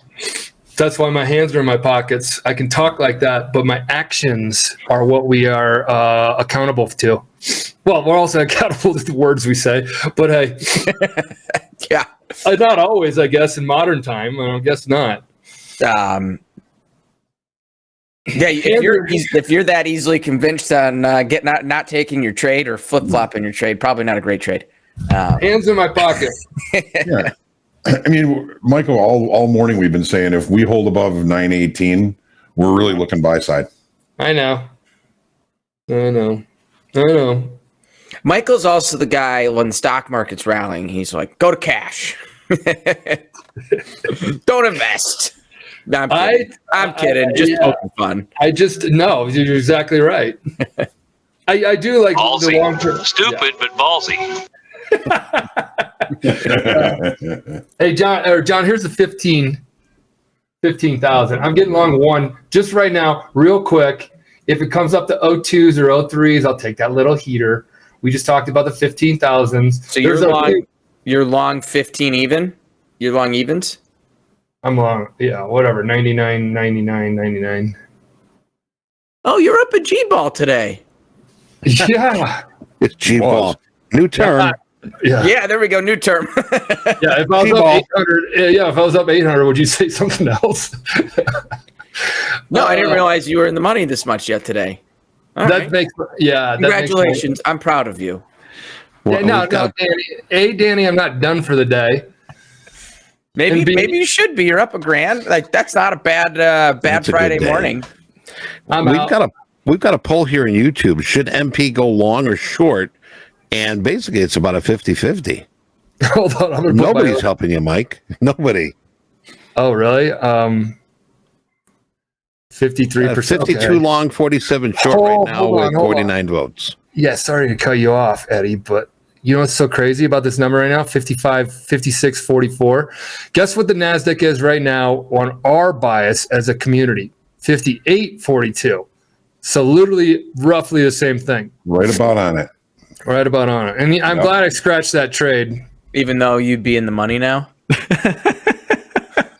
What do you mean? If I scratched it, you're in the money. You were just there. You were just at the. You said sure. We get to 02s. I'm taking it off. We were just at 02s. No, I was short. Look at this. Okay, I mean, you said you were long. You did. You said you bought one and you're out at 02. It's like you took your stop off. You can't listen to everything I say. Right here. You understand the words that are coming out of my mouth? 99 evens. 99 evens, I was short. 99 quarters, I covered. You said you were long. And I said if it went up to 02, I'd cut. As you can see here, right on the screen, it says the trade was long NQ at 14.99, 9.99 even. All I know is if you're following me, you are sitting like throwing your hands up, be like, I have to quit. Sorry, guys. Well, now you really should have stayed in your short because now the market's breaking hard. You should have. Those shoulda, coulda, wouldas. I think that's a prime example, though, right? We all thought Michael was long. He had a couple points in it. He could have made money on the long, so we all thought he was long. Apparently, he was short. And now he's on. If he had to be in short, he's still in the money on that. So there's opportunity when you get in based off of how you manage your risk. That two people can take the opposite trade at the same time, and based off of risk management and how you look at the market, both can be profitable or both can be losers. And how you manage a trade, I think that's one of the coolest things about this. Yeah. Moyer money management. No such thing as percent flat because it's all about all open positions. What percent have a bias long? What percent have a bias short? We just did it on a poll, which is the same as what's actually roughly what the tilt is saying about us with our open positions. It's just an interesting indicator. It's just interesting. Yeah, and if I may interject, it's difficult, dare I say impossible, for us to say what percentage of people are flat because we can't read their minds. We don't know when they're trading. Yeah, they could be taking the day off. I mean, we don't go everybody who's trading at Topstep, who is with Topstep. We do everybody who is trading at that moment in time with an open position at Topstep. Sim only, that data we deem valuable enough that we want to share it with you all. We might be able to share it a little bit more where you have it inside of something that we provide you. And it's only for Topstep. All right, let's talk crude really quick. Yeah. I haven't talked much about crude. I've got it up for you here, Dan. I saw you pull it up, but John, this to me is like, I'm obviously done trading, but anyone out there, these pullbacks, this is where you find some opportunity, right? We're pulling back into key areas. I believe that purple line is point of control from yesterday, correct, John? The purple line is it's last week's high or low, or that's what it should be. Oh, okay. Yeah, it was last week's high. Last week's high. Okay. Yeah. Well, either way, this purple line, we like the looks of it right now. It has been an area historically of support when we're looking at the market here the last couple hours. And I say historically, right? Support and resistance is strictly hindsight, does not indicate anything in the future. I know a lot of people like to use those terms, but we need to be realistic with ourselves. What was once support may not be support again. Right. So pivotal areas or areas to look for inflection or areas to look for an opportunity maybe. But we can only call it support and resistance in hindsight. So to me, I'm looking at this right now. And if I was going to trade any more today, which I'm not, I do like this location to look for an opportunity. Yeah. Dan, you were talking about, you were asking about point of control. Those are green, and green the market, the market did target the volume point of control from yesterday's session as a target. I mean, it opened up just here. Wild, isn't it? Right down to how it, these right. things always work out. It's unbelievable. So to me, this is a great area to look for an opportunity. Whether you're long or short, doesn't matter. Good area for an opportunity. Like I said, I'm out. I'm looking at this. We've had a lot of movements low to high with higher highs and higher lows. So that tells me this market is attempting to press higher. We're just shy of that Daniel to the upside. That level, that little trend line has really become beneficial throughout the last couple weeks. So, or this last week. So we'll continue to keep an eye on it, but I am on the hands. I am signed out for the week. I am no longer trading. That's all I got. Danny, that's awesome. Hoag, you know what I got? Not that short that you were liking the 15. We were liking the 15,000s. It was right. It moved 15 handles. Again, remember we always talk about 15 handle moves. It likes to float around little pivotal areas. Now it's going to give it another dance, another test. So if you didn't take your 15 handles right now, you're not really. I mean, you're in the money, but nothing grand. And that's why I like to get chips. Hey, Danny, I got a question here for you. Mark Church is asking, Dan, what about the break in initial balance in crude? What about settlement in crude? Well, I don't look at initial balance. That's not something I pay attention to personally. So I know Hoag, that's one of Hoag's things. He pays closer attention to that than I do. Settlement, yeah, I mean, settlement's a great value to look at. This market for me is way too far away from settlement right now that I'm not looking for a full dollar break, which was $1.50 this morning to get it pulled back to settlement price. To me, settlement's got to be within a area of play. And for me right now, it's not. It's a little too far away. So there are factors that are stepping in front of settlement for me. But I don't look at initial balance. It's not something in my my repertoire. That would be a Hoagland thing. Right. He's way smarter than me. No, I don't know about that. And way prettier. Yeah, that I'm sure you're lying. Taurus Trader here is saying, will Mike revenge trade to catch Danny? You want to know why, Danny? It's in my effing trading plan. So here I come, buddy. He just put it in there. All right, we need an end of day report on Michael's trading. Yeah. You know, I got a feeling we may see a pink sticky note behind his head instead of a blue one. Oh, come on, Danny. I'm kidding. Said I'm proud of you. You're up a grand on the day. Can't actually troll on the show. Jeez. I mean, better troll into your face and in the comments. There you go. More painful when you write it down. I can take it from you. He's You're callous. write me a letter, leave it in my mailbox, kind of like a note. It hurts a little harder. Awesome. Well, guys, I'll let you get back to it. I gotta get some stuff done today so I can go and enjoy my weekend at the lake. Go, man. What are you doing this weekend except filling up the tank yet again? I'm going to the lake. There is a classic wooden boat show on Lake Geneva this weekend. You got a wooden boat. You got a beautiful boat. Yes, we're taking the family's boat. So going to go to the boat show. And then I'm going to play some golf. How fast does your pontoon go? Don't have a pontoon. Come on now. I think that was code word for something else.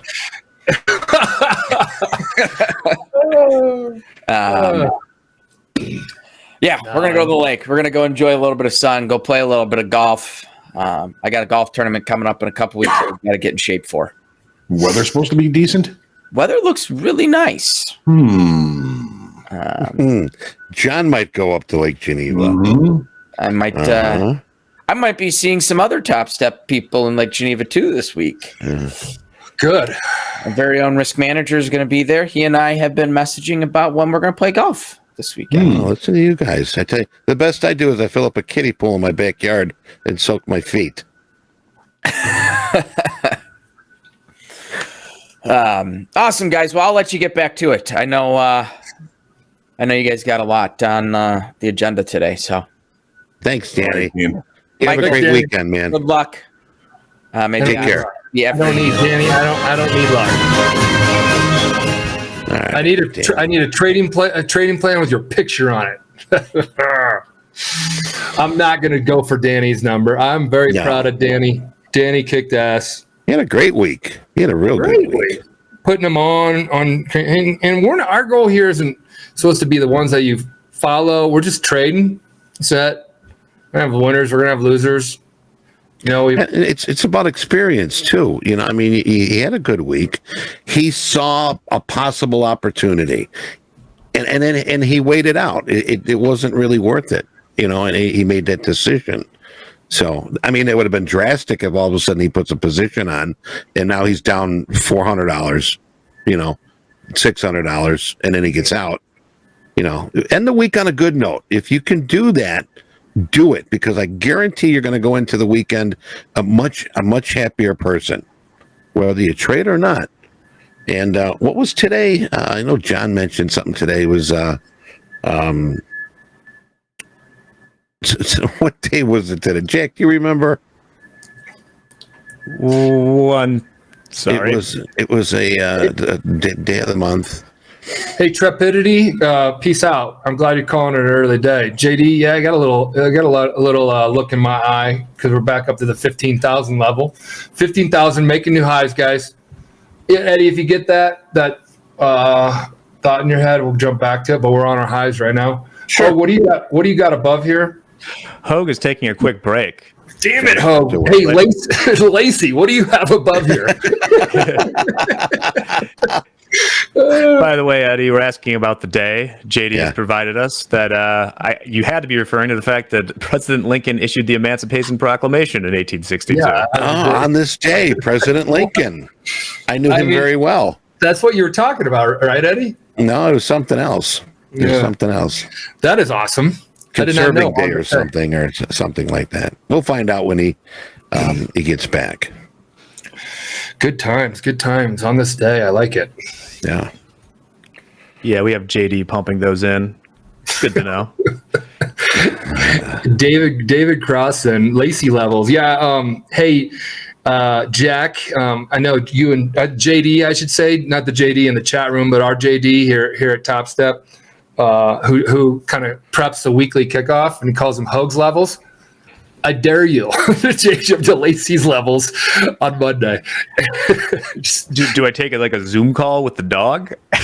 Well, I mean, we just got to assume that Hoag gets his levels from Lacey because he's like the son of Sam or something. Yeah, pretty much. Son of Sam, my God.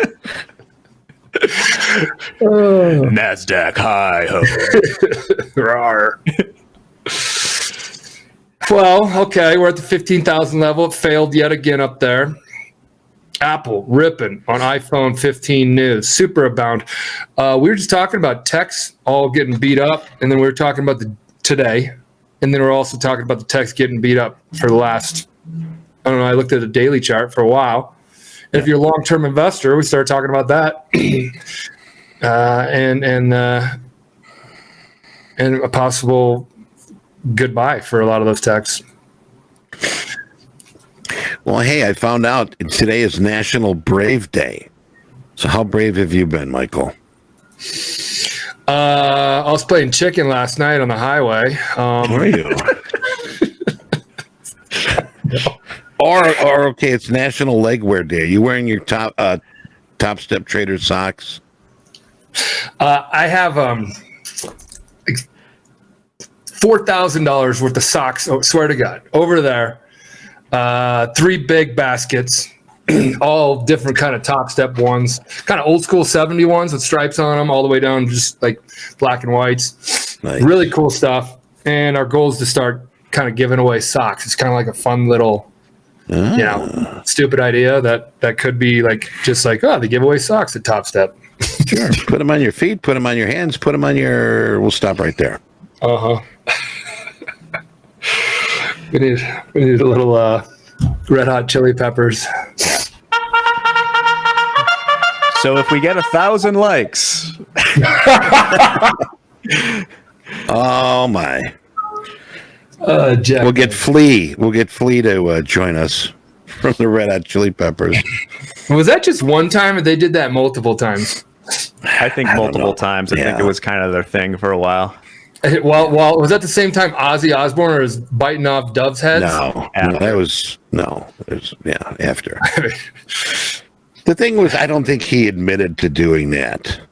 I think it was a stunt of some sort. We'll see. Well, he did it though, right? We'll give Ozzy a call later today. Sharon. He never did that. Huh? We'll show it. Friday, gentlemen. Friday markets. I mean, if I was down right now, I would still be okay because I'm up for the week. But I just don't like it. Like Eddie said, it's just like these are high prob days. High prob trade setup days. High probability trade setup days where you sit on your hands, you wait for high probability trades, you chip, and you take home your chippings. Chip and dip, Friday afternoon. Marcello. Hopefully I got that right. I want a Topstep cap. In our gear shop. Hey Jack, did we give away gift cards to the gear shop for the winning of Top Quiz, or are we just giving away trading combines? We're giving away trading combines right now. I got to talk to them about. I don't want to promise and then have it be a ton of work for whoever has to do that. So once we get a system, we'll start doing that. Yeah, we'll open it up. We got a lot of cool stuff there. Yeah. So who's running it, James or JD on the chat? Throw in our gear shop next week. Well, I'm not going to promise anything. Jack will let us know when he changes things over. We're going to start just doing gift shop giveaways, or gear shop, not gift shop, gear shop. Topstep Gear Shop. Yeah. Here in YouTube. Now, real quick here, if you notice the screen that we're seeing, it says NQZ 2023-30. Well, that's the December NASDAQ. It's the watermark right in the middle of the charts, sort of faded behind the charts itself. 30 means 30 minute. Now, Rodney is saying, how do I unlock that Topstep watermark indicator that's on the charts?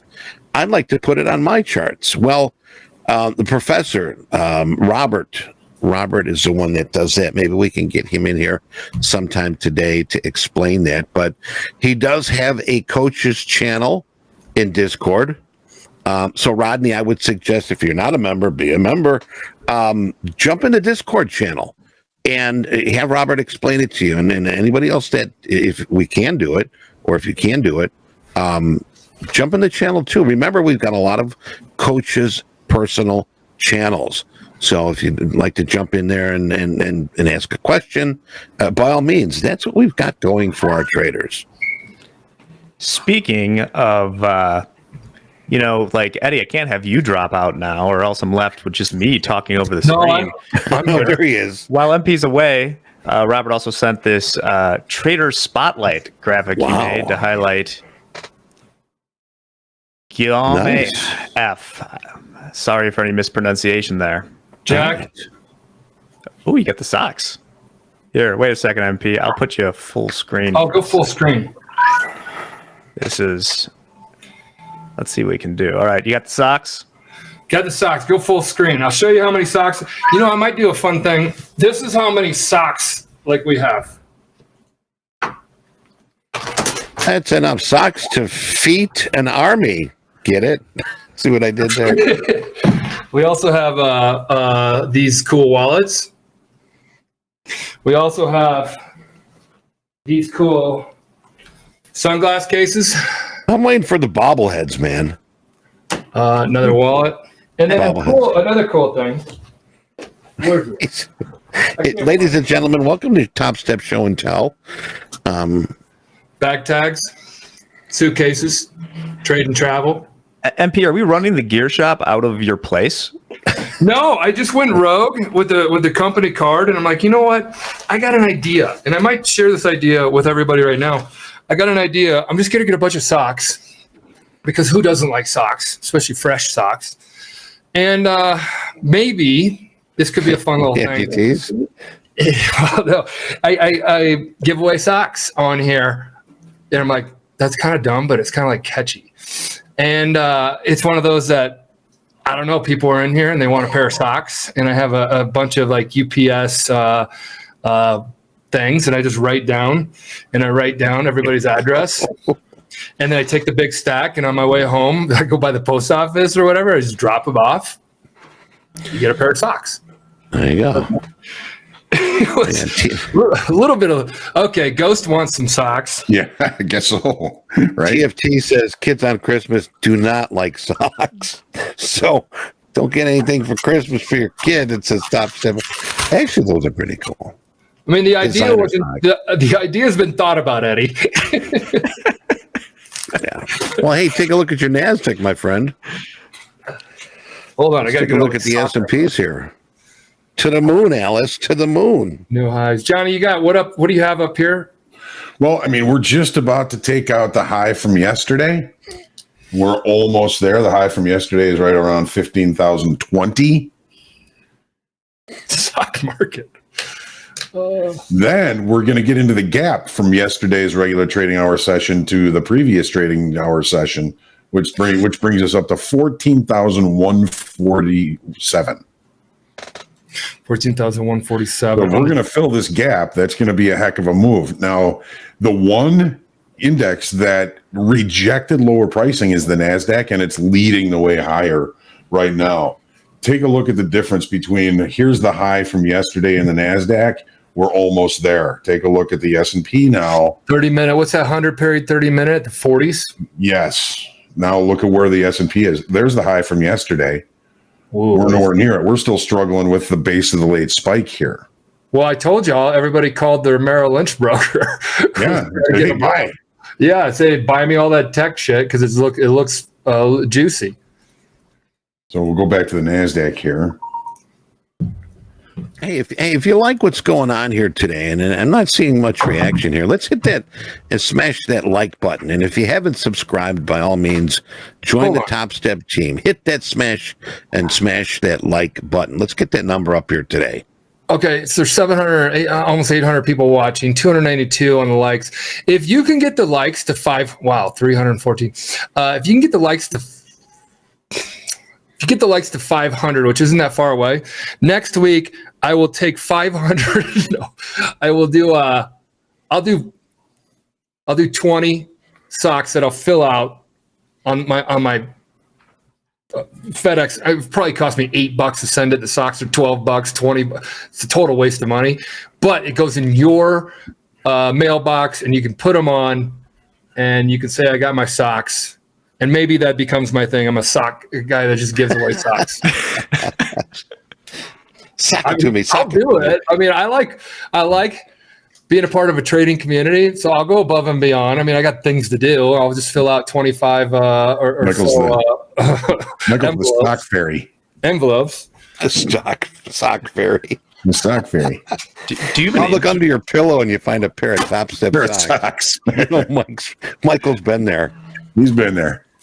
I'll start with one, and I'll put it in here. And then I'm going to write somebody's name on it. I'm not doing it today because it's Friday. I don't like to work on Fridays. He's just showing us how he does it. And then I'm going to put it in a stack. I'm going to take the stack, and on my way home, I'm going to pick up a 12. No. I'm going to drop them off. I like EH's. You're the sock broker. Ooh. Oh, that's good. Ooh, play on words. Except I don't charge a commission. Oh. Amazing. All right, we're top of the hour here. We're 10 o'clock Chicago. Mm-hmm. And well, we've got our good friend Andre McHugh, the AKA Machine Gun McHugh.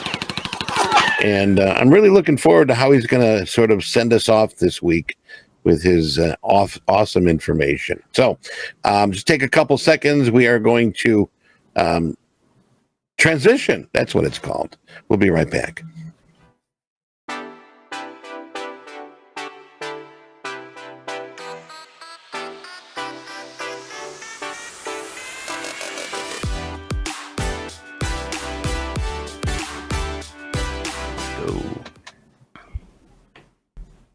John, what does 3 barks from Lacey mean? Because I'm ready to pull the trigger. She's barking right now. She was just barking. So, Well, last time she barked, it was a short. yeah. So she still like it from the long side or short side? Well, we're up against yesterday's high. It's naturally going to be some sort of resistance, and that allows you to limit risk. We kind of lost our opportunity for really good trade location up against that already, but I think Lacey's telling you you got to look to sell it up here. Well, Andre's got a turtle. So what is Andre's turtle? Come on, man.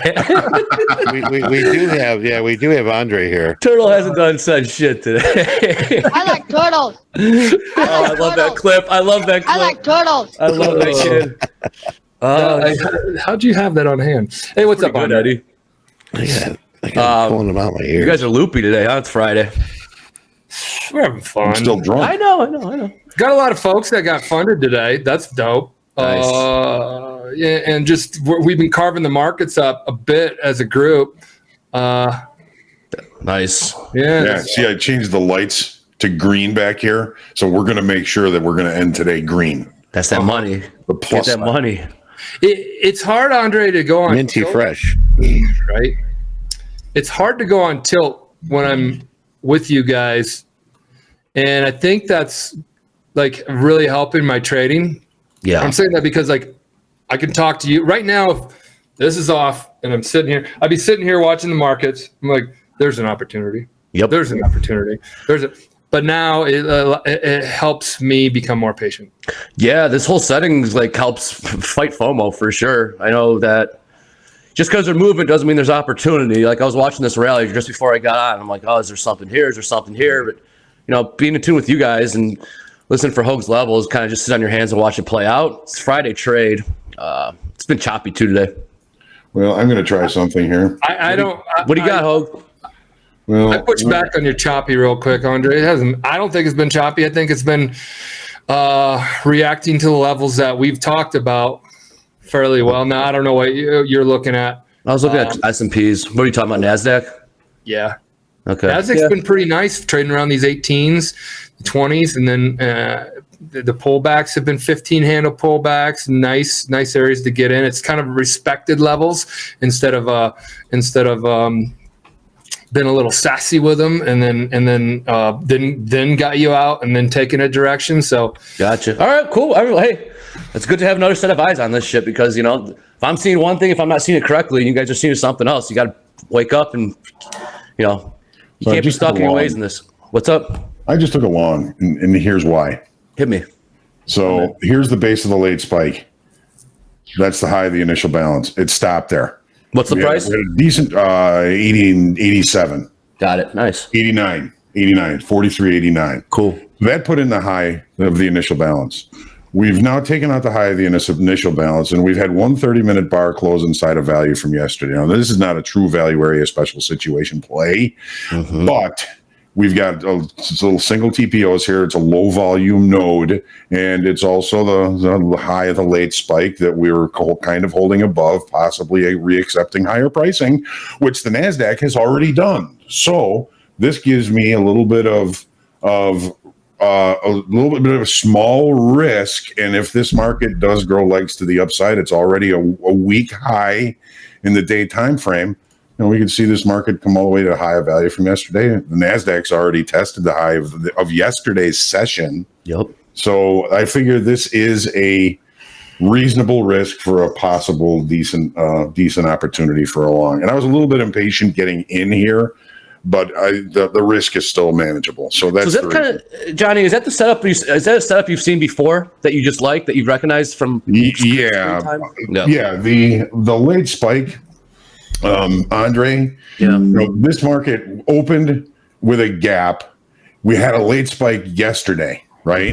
Or the day before yesterday. Yep. We opened with a gap. When we opened below a late spike, it's acceptance of lower pricing. The opening range was the high of the day. That's another downside nuance. So by the market really kind of balanced the better part of the day, but at the end of the day, sellers took over and pushed price considerably lower and didn't allow time to pass to show that whether this is going to be accepted or rejected in as far as time is as far as price is concerned. Man, we opened in the late spike. That's kind of a secondary acceptance of lower pricing. We moved up to the base of the late spike. We held there. We are now holding above the base of the late spike, potentially reaccepting value from yesterday, which could lead us higher. So that, it's a bullish indicator to you. Right. And all of this has already happened in the NASDAQ. The NASDAQ opened at the base of the late spike, flopped around. Yep. If you were watching earlier, I told Michael, I said, the base of the late spike in the NASDAQ, let's take a look at this. Base of the late spike in the NASDAQ, what was that number? 18. 18. You guys were talking about 18s all day. Yes, all day. 18s. So we were kind of pivoting on that, like short below, long above. Well, we opened on it. We looked below. We rejected. We came back into range from yesterday, back into value, back above the late spike high. And now look what happened. We've already traded through the high of value for the NASDAQ, tested the high from yesterday in the NASDAQ. You know, if we start getting into the gap and start moving to close the gap from the day before yesterday, yesterday, that's a substantial move. So, see, that's the reason I took this trade. I love that, man. That's some good stuff. And you know, that's it. I mean, if it doesn't play out, it doesn't play out. I've had losing trades before. Oh, for sure. But your whole thought process going into it, I mean, you have me convinced what you're seeing. I'm seeing it as well. So, I mean that pre-trade analysis is pretty damn good right there. I mean, where else are you going to find that? The market loves to make a liar out of me, though. Oh, we got to hang in there. We'll see what happens. Yeah, for sure. No, that's good stuff. That's good stuff. I mean, you got CNBC on here asking the question: Is the market oversold? So you got that going for you. Well, no. Okay, we got a new term here. Better Trading is talking about NASDAQ today being a Judas swing. What's that? Judas swing. I don't know. Well, Caesar's best friend. No, come on, not Caesar. Oh. Patak's back. Well, it was until they weren't they friends until that's why he said don't stab me in the back to your best friend. That was Brutus. Oh God. At 2, Brutus. Give us Barabbas. Wait, Michael, let's sort Jack, this you out. heard that. Jack, you heard that. Were you under the impression that Jesus was stabbed by Judas? No, hold on. No, I'm talking Caesar. Caesar was killed by whom? Okay, I missed that part. I only heard His buddy yeah. By Brutus. his Senate. By At his two, Senate. at two Brute. Brute, Right? yeah, Right. man, yeah. All right, my bad. Oh, it's I don't, funny. hey, Jack. I don't have Chat GBT right in front of me. I know you. Oh, Judas was the guy that bribed his cable guy. Said, "Yeah, I'll take that, and I'll do this."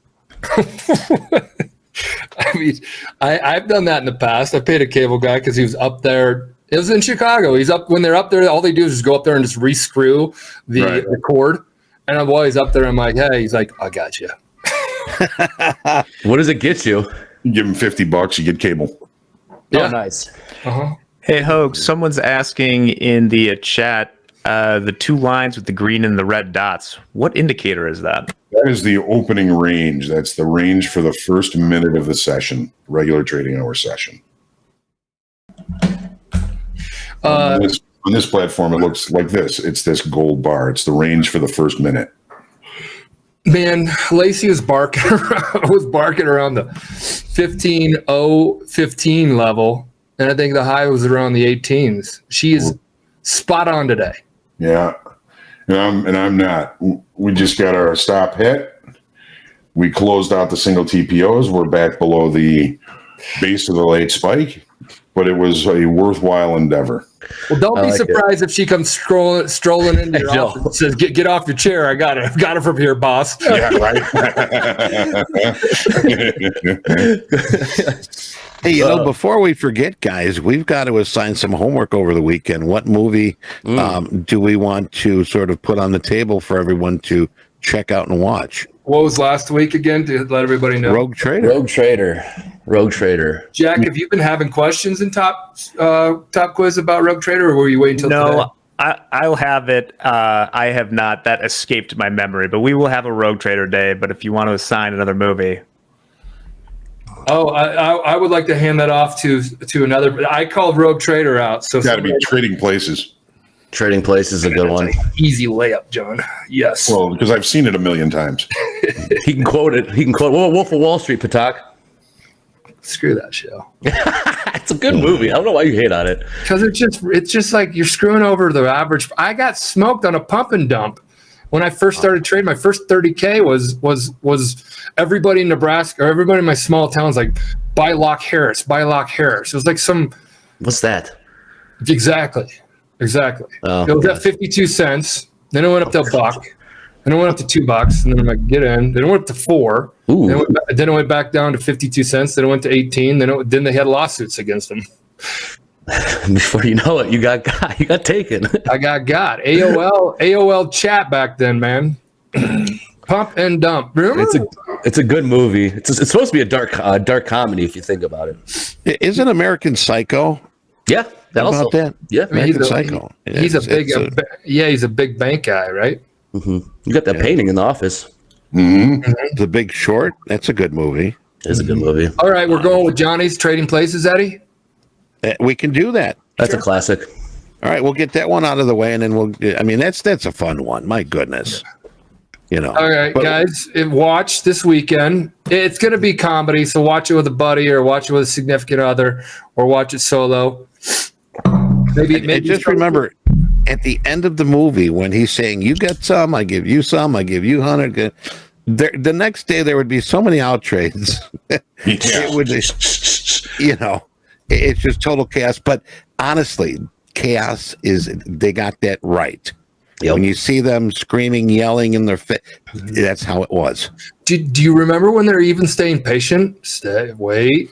Right, not yet. Wait. Not yet. Yeah. They got it pretty accurate. They got it down pretty accurately. Yeah, they did. Oh, they got it. It was awesome. And then he's like, wait. They're holding their cards like this. Wait. And they're both right next to each other. Not Mortimer. One of the Dan Aykroyd and Murphy. Lewis is going, not yet. And then he goes, no, and he offers like 245 even, and everybody's trying to buy it. So they're all buying it from. They're selling everything. Then the crop report comes out, and they realize that they all paid up. And then the price starts going down because everybody's long, and they're trying to get out. And Winthrop and if You're giving away your looking at each other spoiling it. Hoag loves this movie, man. Hoag loves this movie. I don't want to spoil it. The movie anymore. We just had a Reader's Digest down. That was awesome. And then he's sitting there. He's like, "I'll buy 100. I'll buy 100." Yes. Yes. So that was great. And then at the very end, you guys will find out how much the Duke brothers made or lost. And then you'll find out how much Dan Aykroyd and Eddie Murphy life changed at the very end. Speaking of insider trading, I don't know if you guys saw the news yesterday, which I'm sure will result in an SEC investigation. But some trader out there bought $22,000 worth of out-of-the-money one-day call options on Splunk. Come on. Which were trading at the time at 4 cents when they started this trade. And wouldn't you know it, they were acquired by Cisco, and the person made $10 million. Somebody knew something. Come on. One day call. No, guys, that happens. Maybe saw good levels. All right, Nancy Pelosi. Great levels is a part of his trading plan. Come on. Lacey gave him the tip. Lacey, yes. But it'll be interesting to follow up on that one because, I mean, maybe there is someone out there who just plugs down 22 grand on zero date out of the money call options. But yeah, I mean, why do 22,000? Like, keep it under 10,000. Keep it low. DBX is 10 sticks. Better Trading is 10 sticks. Once again, as Andre says that, I will show the risk disclosure. Yes. So, thank you. Yes, for sure. Don't do anything we say or do. Do what you think you should do based upon what you think you should do. They run a similar disclaimer for Kramer's show in the morning. This is just this guy speaking. This doesn't represent CNBC. This is entertainment, not advice. I'd like to see if he's under the Mendoza line as far as wins and losses. He's a great analyst. He's a great analyst. I know that. He told everybody to buy Bear Stearns a week before it fell apart. Jesus. Did he really? Yeah. Well, maybe he's trying. Yeah, maybe he's trying to hold it up like that kid yesterday. Knows something. I don't know. He's trying to get out of his own lungs. Sell. Hey, real quick, did you guys see the Fed? Both those Fed speakers came out and said another rate hike coming for sure. These rates aren't going anywhere. Was that Daly or was that Cook? I think it was Daly, right? Oh, Bowman, Collins. Collins, yeah. Boston, I don't know where Bowman's from, but yeah, they essentially said more rate hikes coming and no rate cuts coming in the near term in 2024. So we got to listen to these. We got to listen to these people. Well, there's more rain coming. There's more snow coming. Yeah, I wonder who was in that. Bowman wasn't even on the docket. He's phoning it in. Yeah. I wonder who was in that meeting on September 15th to talk about the interest rate hike, because that's when the market has sold off 700 points since then. No kidding. Right? No kidding. Right? Someone was listening. I mean, we got this little kind of a theory, and it's nothing against them. I think it's great. Goldman Sachs has a lot of people that go from Goldman Sachs into the political government side of things, which you always kind of wonder, like, interesting. Funny how that works. It's a nice path. Yeah, they kind of come back and forth. They kind of crisscross, don't they? Yeah. Goldman's a hell of a force. Yeah, Goldman was big. I mean, just being in the pit. Goldman and Morgan were the top two, where if you had a big order, you would tell them, if you had a big sell order, you'd say, "Give me a bid, get a bid, get a bid," and they would give you a big bid, and usually they were stationed right next to each other, and they'd call the desk. They called the Goldman desk. Hey, I need a bid, and the guy'd be like, a quarter bid on 500. But the market would be trading like 28, 29, 27, 28. But he'd have that bid there. It'd be a big bid. I remember back when you could see on the screen, back when you could see who you traded with, who the clearinghouse was, when you saw Goldman. I think they were 520. I think they're you guys can. Goldman was the ring finger. Goldman 520. When you saw you cleared with 520, you're like, oh shit, I just ran into size. There's more of this comes from. That was a bad price. And players, man. Yeah, they're remember Iceberg? You get Iceberg orders, so you can hide your size. Yeah.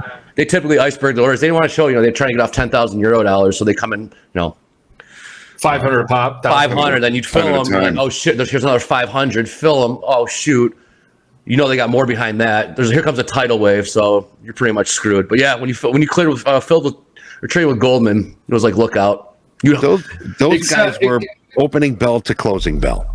All right, and they would be putting in orders all day long. Yeah, they're big boys. Goldman's like, we can trade and smoke anybody, and then Warren shows up into their office like, what's your market? Here comes. He did that in 08. He did that in 09. You're like, hey, add to cart. He's like, I got a shitload of cash. I'll buy it. Oh, and I want a bunch of call options, Goldman Sachs. So when it does get to this level, I want to buy them back cheaper. In the money, yeah. In the money. Instant. And it did. That was like the confidence that the markets needed. Swear to God. And it happened before with like Rockefeller, right? And J.P. Morgan, back in like the 20s. Weren't they the ones that held up during the kind of the crash? Somebody was kind of like jumped in and gave confidence to the markets. Yeah, they just basically bought everything for 20 cents on the dollar. Yeah, they're getting good deals. They were the Mr. Potter of the day.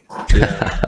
Hey, Shaw, you said, is it okay to say insider trading? Yes, it's okay to say insider trading. It's not okay to do it. And the reason why I brought that up is because I was watching American Dynasty a couple nights ago on Fox. And it's the only thing I watch on Fox. I don't watch news on CNN either. It was about the Kennedys. The first Kennedy made fortunes in the stock market before all based on insider trading, and this was before insider trading was illegal. And then what president said, "Hey, Kennedy, I want you to run and create the SEC." That was Joe Kennedy, right? Joe, and then Joe Jr. came around, then John Jr. or something like that. Joe Jr. died in World War II. A B-52 bomber. B-50, yeah, 100%. And then Joe opened up, he was a big liquor baron. Huh. Well, then, so Joe Sr. did that, made a fortune being an insider trading, and then, again, totally okay in the whatever time period it was. And then after the financial crash, he had a boatload of cash, took it all out before the crash. Again, how did he know? Had a ton of cash, stayed wealthy during the 29 depression and all that, the Great Depression. And then whatever president, I forget the name of it, goes, hey, we would like you to run this new government agency called the SEC. And everybody's like, why would you do that? And they're like, who knows it better than this guy? And he was able to create regulations. There you go. There's your history lesson for the day. That's good stuff. Yeah. Then he became Kennedy. Then he became ambassador to the UK. That's the job. That's such a cush job. Yeah. And then during World War II, he goes, democracy's dead in the UK, and they're like, what? And then he got yanked from the role. It was a great. I love American Dynasty series. It's like a series. Rockefeller's one of them. James Astor is one of them. Rockefeller. Rockefeller's a cool last name. Rockefeller Records. This market doesn't want to go anywhere right now. It's up here. It's just not pushing too hard. Are you up today? $1,005. Nice. Well done. Yeah, very good. Very good. We team trade.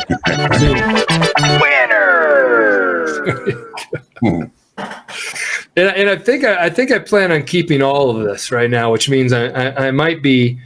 I'm like 90% feeling I'm done. Actually, I will be done after this. After fast markets, I think I'm going to call it a day. But definitely tune in. Definitely tune in for Top Quiz because. Oh yeah, real quick. Just want to remind everyone watching, Powell speaks next Thursday, and we got Core PCE next Friday. So those are the two headline things to be looking out for. We'll see how Monday, Tuesday, and Wednesday go, but yeah, the big highlights for next week is Powell speaking Thursday. I'm sure he's just going to echo the same stuff he said this week, and what his other Fed speakers are saying.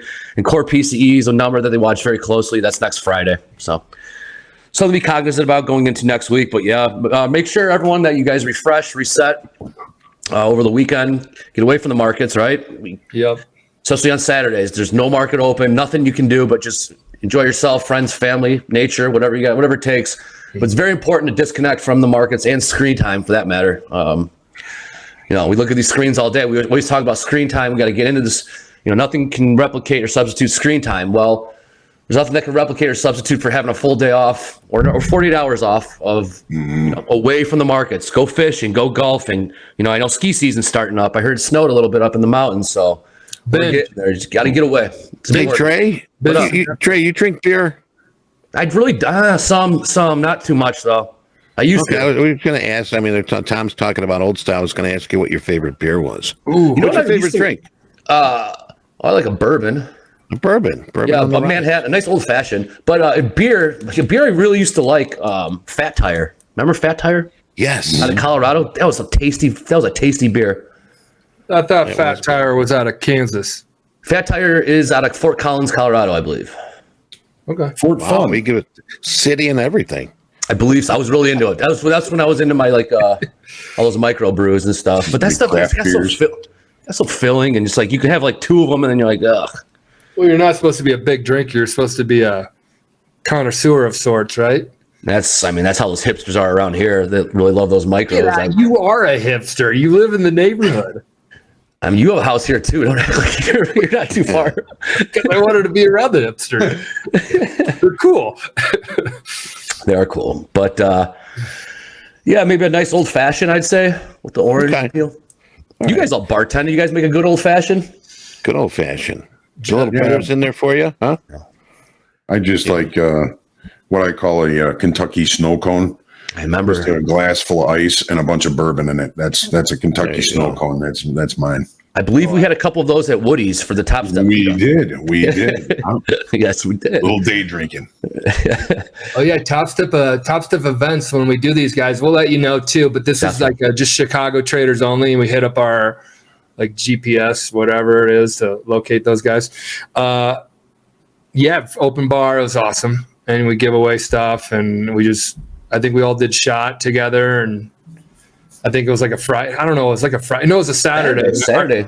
Yeah, we cheers the Monday morning, because what individual in the city of Chicago cheers us to Monday morning? Only a trader, because the town's ready for the markets. The traders are ready for the markets to open back up. Hoag, did you get out, Hoag? Did you get stopped out? Yeah, pretty much almost to the tick. I mean, your analysis was spot freaking on. Yeah, it was all day yesterday too, and I couldn't get there. Those shorts. Oh my God, I was thinking about that yesterday. Those shorts, we got hosed on those, man. The market screwed us, Patak. Oh, it always does. It goes right. It goes right for you. That's what it does. It's thinking about you overnight and said, when does Andre enter the market? Got to blame somebody. Look at this thing. Here we go. I got to answer Adam here. Adam's got a question about the two green red dots. He's asked it a couple of times. It's the opening range, Adam. I like to take that first minute and note it because sometimes it can provide really good opportunities. Take a look at the opening range here in the S&Ps yesterday. Dead ass high. So we said we need to be looking for opportunities to sell strength all day long. Look where it closed, all the way at the bottom. So that would have been a really good all day sucker if you just sold the opening range and got out on the close. Really quick, I got to ask a question. Tom Fullerstein says, when is opposite day? Have you guys ever played opposite day? It goes out to everybody, but Andre?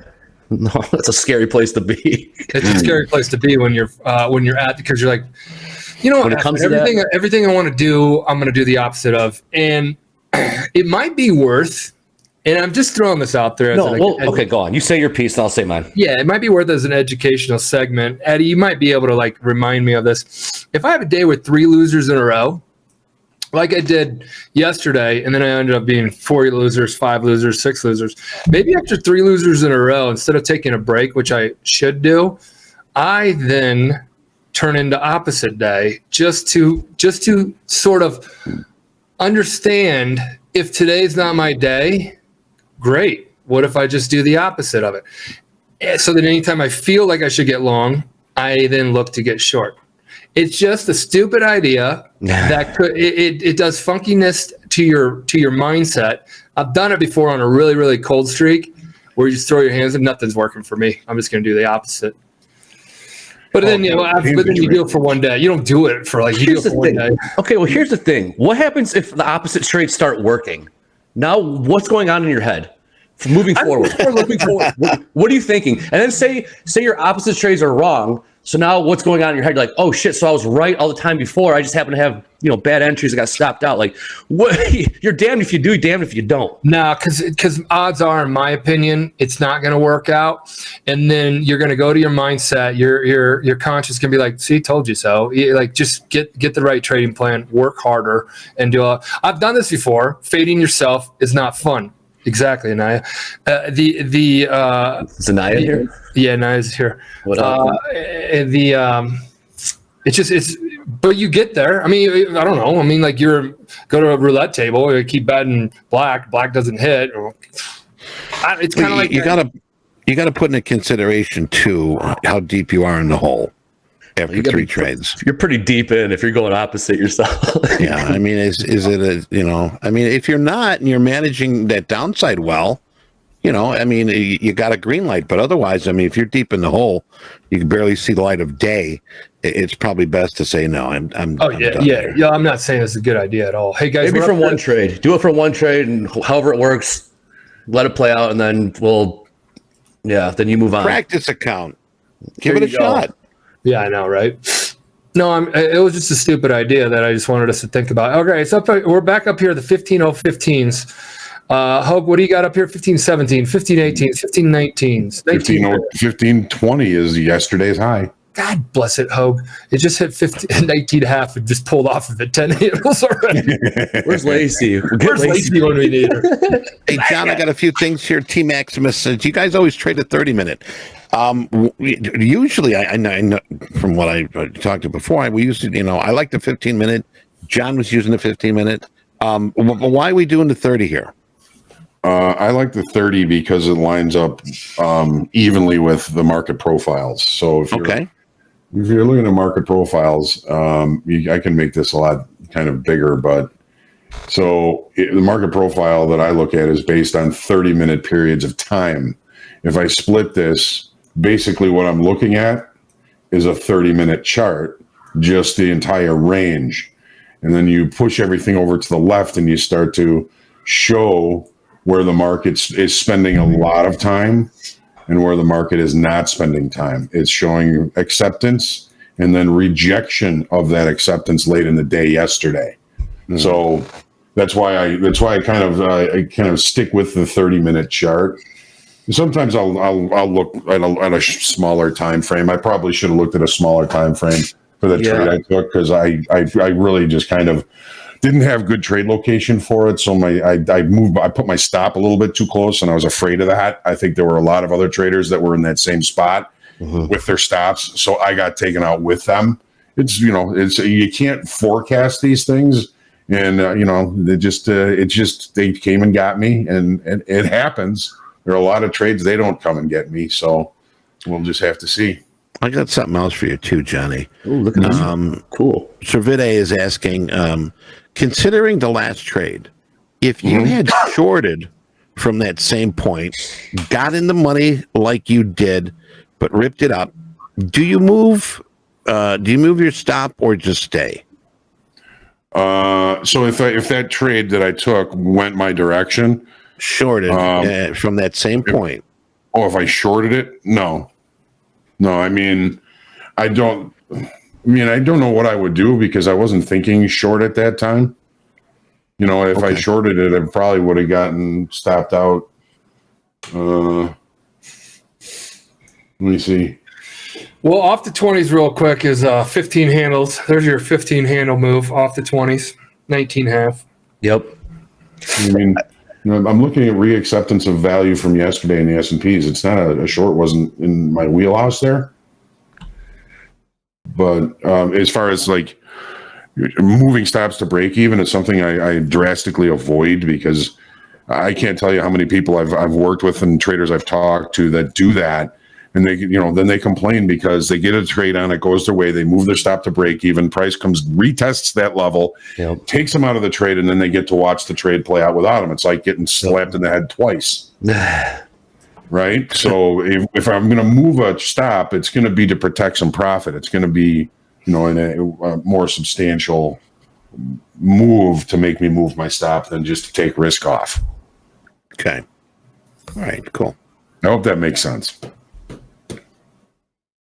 All right, we'll get we've got Mick coming up here very shortly, but Andre, what's the plans for the week? Well, one thing is to watch Trading Places. Yep. Have yourself an old fashioned. Try to slap a little white ball around the golf course tomorrow, and watch a little football. I'm a big fan of University of Colorado these days, or at least they're entertaining to watch. So I like to. I like to see Prime, how that goes. Coach Prime, right? Yeah, I mean, you must see TV, man. I'm seeing tons of people wearing the CU hat now. Here in town. Same in Chicago. And you know what? It kind of has that swagger to it when you're in California and you see USC like. And I'm sure there's people who be like, USC sucks. Yeah, I mean, but it has this little swagger to it now. I don't know when people wear it. And speaking of swagger, Andre, I got to go see Nelly tomorrow. Oh, that's right. That's tomorrow. You got to send videos. Yeah. So these videos. These people are throwing a party. These people are throwing a party, and Nelly's going to be rapping at it. Really? Private party. Well, yeah, they emailed Aspen shit. Yeah, what do you know? They emailed everybody in our kids' school. So come to the party. Wow. But so that's all I got wrapped up. It's been a fun week, fellas. Let's get after it this week. I mean, man, I hope the audience really appreciated what we were able to watch with you guys in action this week, man. That was really good stuff. Let's do it again next week. All right, my man. Have a great. Take care, Andre. Later, thanks for being Have a good one, Andre. Swing easy. Take care, man. Machine gun on his way. Machine gun Q. Johnny, and Travis has got a question for you. He wants to know, where can I find that volume chart you pull from the side of your screen? And he loves us. Yeah. We love you too, Travis. And we love you too. We love you too. But this is a T4 platform, and it's the market profile from it. It's very difficult to get. It's really expensive, and we don't administer it to people that are using the T4 platform. You can see similar tools on the Tradeovate platform, which, from I understand, is now available again. So you can set those up on here, which has the market profile as well as the volume profile next to it. So it's pretty similar. More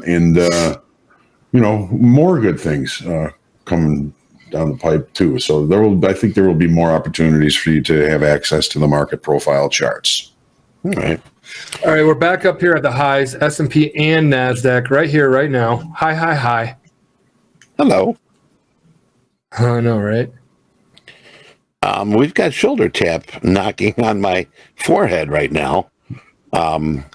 So we got Mick on the on-deck circle. He's in the green room right now. When we get our intern to get Mick up and ready for us, we're going to take a couple seconds here, and we'll be right back, okay?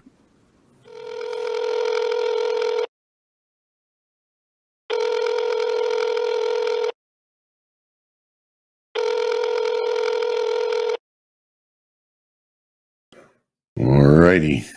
Hello, Mick. How are you, man? Hey, good morning, guys. You got some good, bad, and ugly for us? I do. First off, happy Friday, Michael, man. Nelly this weekend? Yeah, That's I know. awesome. It's a family throwing a fall fest party, and I mean we got the invite like 6 months ago, so it was making or something like that, and I was like, hold on, and it's just at the very end like, blah blah blah blah blah, enjoy, and then at the end, Nelly will be performing. At the, like, the last pretty cool. Is it Nelly with a time. Y or an I? It might be like some lady playing the accordion. I actually was listening to a little Nelly last week on my drive up to Wisconsin for that golf outing I had. I was going through all the early 2000s hip hop music that I got. Really? Yeah. It was kind of nice to go back to that. But back to business. A number of shout outs today, this week. Want to shout out our very own Dan, though, up 4Gs trading the crude oil this week. Nice. I think that's a 4 or 5 day win streak. He hasn't had a losing day. So shout out to you, Dan. Great job. Patak, shout out to you, up 1,000 today, trading the equities.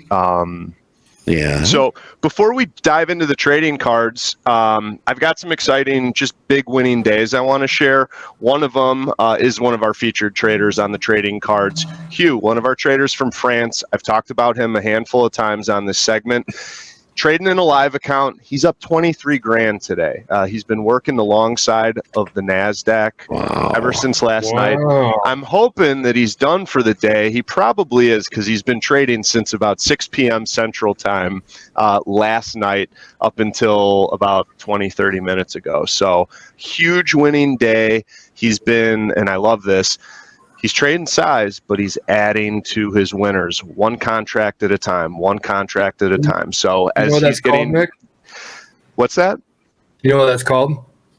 Pyramiding, or winners adding to winners, and losers add to losers. Winners average winners, losers average losers. So the exact opposite of cannonballing it. I like that.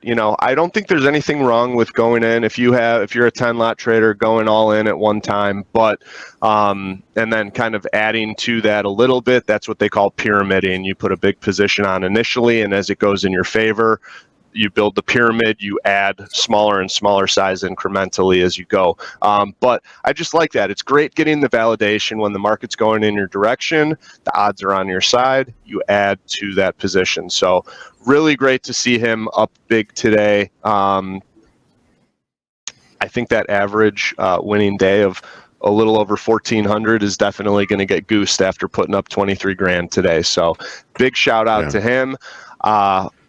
We'll be following him. Real quick, man, he needs to cuss those losers a lot sooner like Michael does. Yeah. I mean, he's now. I mentioned that because I do want to talk about an area for improvement with all our traders. We all have them. I don't always see it on the trade report. Sometimes I have to go back to look at their activity in the trading combine because, again, we are featuring our funded traders on this segment, people in the express funded account, the live account. But cutting his losses sooner. He has, spent a little bit more time in some of the losing trades, but I put that down there because his losing days are around 3,000. He hits his daily loss limit. But if you can put up 23 grand in a day, and it's not his only 5-figure winning day, he had a $19,900 winning day the other day, last week. So if you're putting up close to 20 grand, 10 grand on your winning days, there's nothing wrong with risking 3,000. He's got a bigger risk appetite. He risks a lot to make a lot, and there's nothing wrong with that. Is Hughes live or XFA? Because he's in a live account. He's in a live account. Yeah. Good taking job money out of the market. Trader. So yeah, he was a good person to call up from the XFA and put in a live account. And actually, I don't have a card for him today, but I want to give a shout out to Dylan, one of our funded traders who was on the power play segment yesterday. Yes. Michael, you missed the interview. Eddie had him yesterday, but he had a really good day yesterday. I loved his interview, by the way. Nice young trader, got a good head on his shoulders, and he got called up from an express funded account to a live account yesterday. So hold on, time out. He was. I missed the interview. I had an appointment. That's why I cut out early. Really quickly, high level. Give everybody here, whomever watched it, what are like the takeaways? Like a few of them. And then the other thing is, was he up on that day, and then he just got called up on the show? Oh, I'm sorry, Mick. Go ahead. I'm sorry. That's all right. Eddie, you were interviewing and I was doing work, but I did have it on. I was watching where I could. So you might have a little bit more background. I think he was up $4,000 yesterday. Early in the morning. Early in the morning. He did not get called up on the show. However, I would like us to do that. That'd be fun. In front of an audience, get the good news. That's definitely nice. I would love that. Yeah. Yeah. Well, we'll have more opportunities on Thursdays because we've got a lot of good traders here, and we're calling up. Eddie, what's the takeaways, real quick, Mick, before you move on? No, the thing was, I mean, he's a very calm trader, and he is very much for less is more. So he makes it simple for himself. He had gone through many resets, and we talked about that until he's decided to say, okay, listen, I really got to follow along what I need to do to get myself forward. And if you have that mentality, that mindset, and you dedicate it and you commit to yourself, you're going to be in the same situation he is, moving forward and getting to where you want to be. Okay, Scott H said he trades long trades only. Great. Yeah, that was one of the things I was going to say. I was just going to bring that up. Yeah, he said he only trades crude oil and he only trades long side only. I found that very interesting, but I did like his calm demeanor and the fact, that he'd had a good morning and he was going to take that home. I just, you take the money home. Yeah. Mick, remember March 2022? That's a year ago. Sounds like. Oh no, we're not. We're talking about the trader yesterday. Sorry. How long has he been trading with us? Do you recall? He's not new to the program. I could go out of frame and find that because I have that up. I would need to scroll up. No worries. Maybe one of our producers could pull up his card if we want to show that. But I know he's been with us for a little while, to the tune of over a year, I believe. So awesome! That's awesome. It was a great interview. Hopefully, everybody learned something. I wish I could have been there, but it is recorded. So if you want to go to YouTube, our TopstepTV, you'll see it marked on there with a date. Click on it. Go to however many hours into it. Couple. Yeah, and you know what? He's such a nice guy, and he's a great trader. So I think once we get some activity in the live account with him, I'm sure we'll be able to feature him on here again too, because he's good at what he does, working that long side of the crude oil. I wish that he continued, and I said yes, we'll get you back on there. He's like, all right, cool. Yeah. So speaking of calling people up from the to the live account, from the express funded, the XFA, let's pull up Derek, card from Derek, one of our traders out of Los Angeles, California. Derek also got called up to a live account yesterday. His stats on the card are from his XFA.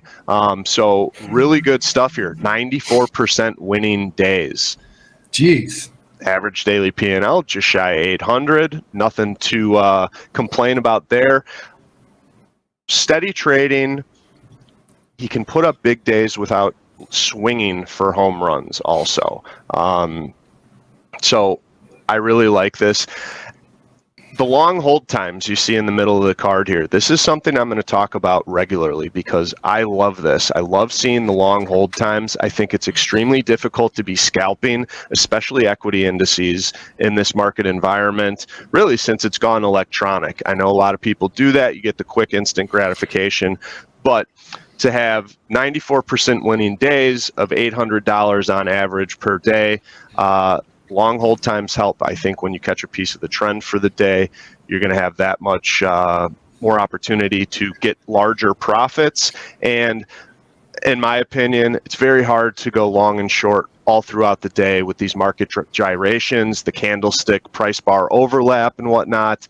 So taking a stance, having a bias on the direction for the day, and then finding the good entry for that trade pays off a little bit more than scalping. At least I can't do it, and I see other traders struggle with the scalping. Does it take 3 years to get a live funded account? Orchid says he's probably looking at March 2020. March 20. Member since means the day you sign up to Topstep, you're a member with us, you're trading with us, and so I'm assuming Derek.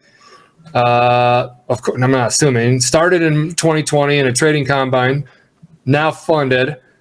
However long it took them to get themselves into consistent, profitable, and discipline, which those three things together keep you, if you have those strengths, keep you moving forward in your trading career and keeps you moving forward here at Topstep all the way to a live account, because that means you're growing your account and you have all that consistent, profitable, and disciplined stuff going on.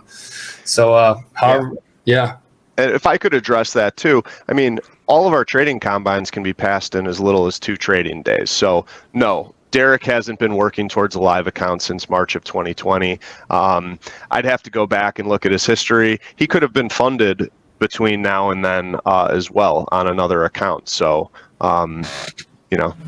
traders you can have multiple express funded accounts, but if you earn a live account, if you earn an express funded account and it doesn't work out, you can still go back into our program, pass another trading combine, and make your way through express funded to a live account. We don't have any stipulations where if you were funded and you lose your account, you can't come back and do it all over again. Yeah, so Derek got called up to live yesterday. Really looking forward to seeing what he can do in that live account. And then we've got another trader I want to talk about out of Australia, Paul M., if we could pull him up too. What's up, Patrick? Patrick's in here. You going fishing again, back-to-back weekends? I love it. Somebody getting those omega-3s. Right. Oh, are you guys talking about comments in the chat right now that I can't see? I got thrown off a little bit. Sorry, Nick. What's your name, Patrick? All right, we got Paul M. I mentioned Paul M today. I wonder if it's the same one. Looks like it. Winning out of streak? Australia. Yeah. There it is. Okay. Biggest winning day, that seems to be an error. We're missing a digit on the biggest winning day because he definitely had a 5-figure winning day. Yeah, so I think that's supposed to be 10,350. 59. Yeah. Yeah. Quit bringing these weekdays around here, man. I was like, $1,000 is a great day, but we've got today we've got almost 100 traders that are up over 4 figures, over $1,000. It's been a really good week for our traders, so that's always exciting for us on the risk team over here, cheering these guys and gals on. We want to see good performance, and maybe it's a flaw of mine, but I take it a little personally when I see our traders struggling because my heart's in it with you all. So going back to Paul M., long hold times, this I really, really love. On his winners, he's holding an average of 23 minutes, and his losers only about 15 minutes. So I think that's allowed him to have an average daily P&L of $3,000, which is good nothing management to balk at. That's really, really good stuff. So all right. 67% winning days, it's pretty good. Hoag will tell you that, not an average daily P&L of 10,350. Hey, I'm doing this on the fly back here. Behind the screen. Where do you want this number? Biggest winning day, right in the middle. But I think we covered it, so let's not get hung up on it. Just really good stuff here out of Paul. He's also trading multiple express funded accounts. That was cool, Jack. Little gravity kicking in. kind of sorcery is that? Sorcery. So really good stuff out of Paul, and he also has multiple express funded accounts right now. He's doing some trade copying in them. One of them started a little bit later, so not quite having the same numbers that he is on this one that I'm featuring, but he's knocking it out of the park in the other one. He's just been in it a shorter period of time. So that's it for my featured traders on the cards, but I got to give a shout out to Solo B, who's trading in the express funded account. They're up $13,000 today, and that's an $18,000 3-day win streak. Wow. 2 questions Solo for you, B? Mick. Bring it on, Michael. What do you consider long hold times? We've had multiple people ask that. And feedback after that is it would be nice to have what size account they have to put into context their average daily P&L and the biggest winning day. What size count? So in the future, it might be good to share DBX for DBX and all of us what size account they came from. But the real question was what's the long hold time? Yeah, sure. So that's great feedback from DBX. I'll definitely get the account sizes up there. I think that helps frame things out a little bit with the activity of these traders. As far as long hold times, that's a good question. I kind of have a vague range of time. I mean, I think if you're holding trades for 15, 20 minutes or longer, so anywhere from like probably 15 minutes up to, hours. That's what I would say are long hold times. Let's just next week, let's get some stats on some of our traders that have been trading well and see what their what their hold times are. On average. I thought it was 26 minutes because I think stat guy Robert came on here before and talked about winners, and he kept going like a few days in a row. It's 26 minutes. Okay, that's cool. We should do that because I don't have the hard data that can prove that, but just from what I've seen with my eyes and looking at so many traders in the trade reports, I know that the people that are staying in their trades longer are making more money than those people that are in short time frames. So the longer hold times, I mean, I say 15 minutes because if you're holding something for 15 minutes, you're not scalping. It's those short 30-second, 1 minute, 2 minute hold times. Those are short hold times. But if you're sticking in something for over 15 minutes, you might be looking at a 15-minute bull flag and letting that trade ride out. So that's kind of a very, very wide range, but that's kind of what I'm looking at with the hold times. All right, cool. Thanks, Mick. I appreciate you being here with us today. What's up for the weekend real quick? Thanks for having me on. Going up to Wisconsin, going to do a little water skiing, going to do a little golfing, and I think I might bump into Dan Hodgman and his family over at the Antique Boat Show, the Wooden Boat Show, I should say. Cool. They do it once a year. It's pretty cool. All right. Sounds like fun. Mick, have a great weekend, man. Enjoy you too, the guys. family. Thanks Get a some lot. rest. We'll catch you Monday. I'll be bumping my Nelly. Ooh, I like that. Oh, hey. Yeah. So, guys, MP, we have asked around. By the way, this is the Kahoot screen. Go to kahoot.it, enter the top quiz, which is coming up next. We have scoured the place high and wide, Michael. I don't have a guest today. So, Hoag, I have something for you at the end today that I can't show now. So I was wondering if you might be able to take a little break now and stick around for the quiz. Yeah, no problem. Just tell me it's not stocks. Yeah, Jack, show my screen. I'm going to call it a day just so I can show where I'm calling it a day. All right. And then I'm going to call it a day. All right. I need to make sure Danny likes to do transparency. Like, you got to be transparent.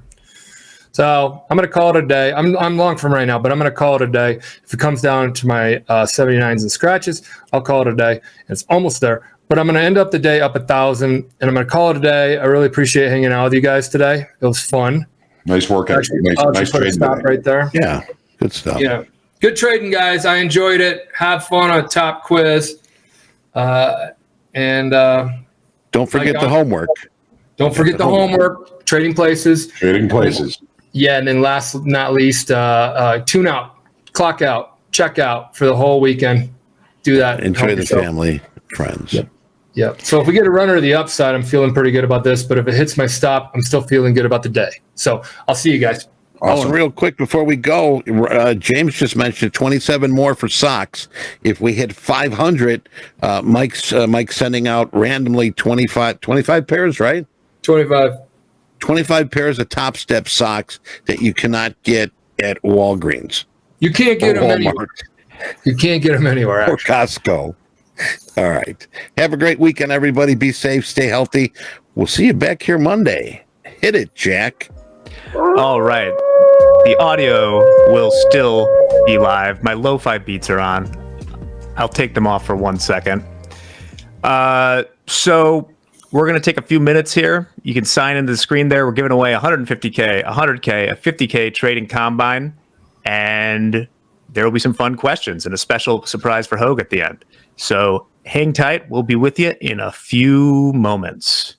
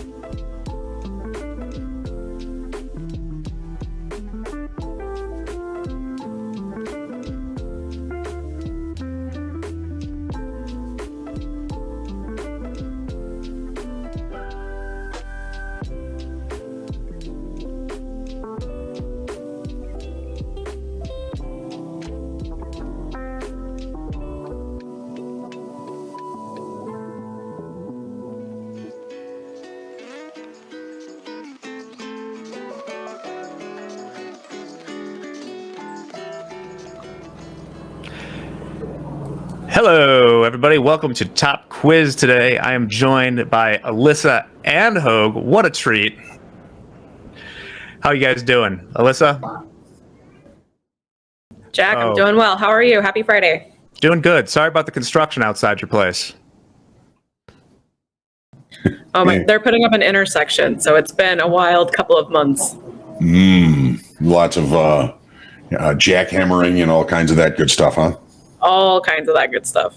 Yeah, I had something similar in the back of my house. They were trimming a bunch of like weeds back behind the pond, and was making Lacey go crazy. So she did a lot of barking this week. It's always loud when you have meetings going on too. That's the time that they use to do the jackhammers. Of course. This should be a fun one today. I'm sorry if my stuff is freezing just a little bit right now. Looks good to go now. So anyway, if it's your first time, we are answering 8 multiple choice questions. And the winners will get a 150K, 100K, and 50K trading combine. So with that in mind, we're going to start pretty soon. Remember to answer the questions right, but answer them fast. You get more points for answering them quickly than you do for answering them slowly. Some of the questions will be 10 seconds. Some of them will be 20 seconds. I'll let you know beforehand. And lastly, there's about an 8-second delay from here to YouTube. So look at your device. What was that sound? I don't know. That was me, Jack. Sorry about that. I'm going to mute my computer. It's all good. Okay, so look at your device, not at us. We'll discuss the questions. If you know it, don't say it till there's about 3 seconds left. And with that, let's get this party started. Woo, woo. Woo, woo. Who will be last in? We got TJ, Coop, Nate. All right, let's get it started. Right, Trader Bob is last in. Let's do this. Kahoot. Top quiz for Friday, 9/22/2023. 3, 2, 1. Question 1. Which of these countries is not a stop on the 2023 Formula One racing circuit? Mexico, Azerbaijan, South Africa, or Spain? Ooh. I picked South Africa. I'm going Mexico. Well, in Mexico, there is indeed one. Alyssa was right. It is South Africa. All right. They go to all sorts of crazy places there, including, well, not crazy places, but pretty much, I'm not going to say what I'm going to say next. That would dive into politics a little bit of where they have Formula One races. All right. Alyssa's off to a resounding lead. 100%. I am is first, followed by Ryan of Ocilla, or Ocala. He must be from the Middle Ages. And then, oh yes, Rectum with a 3.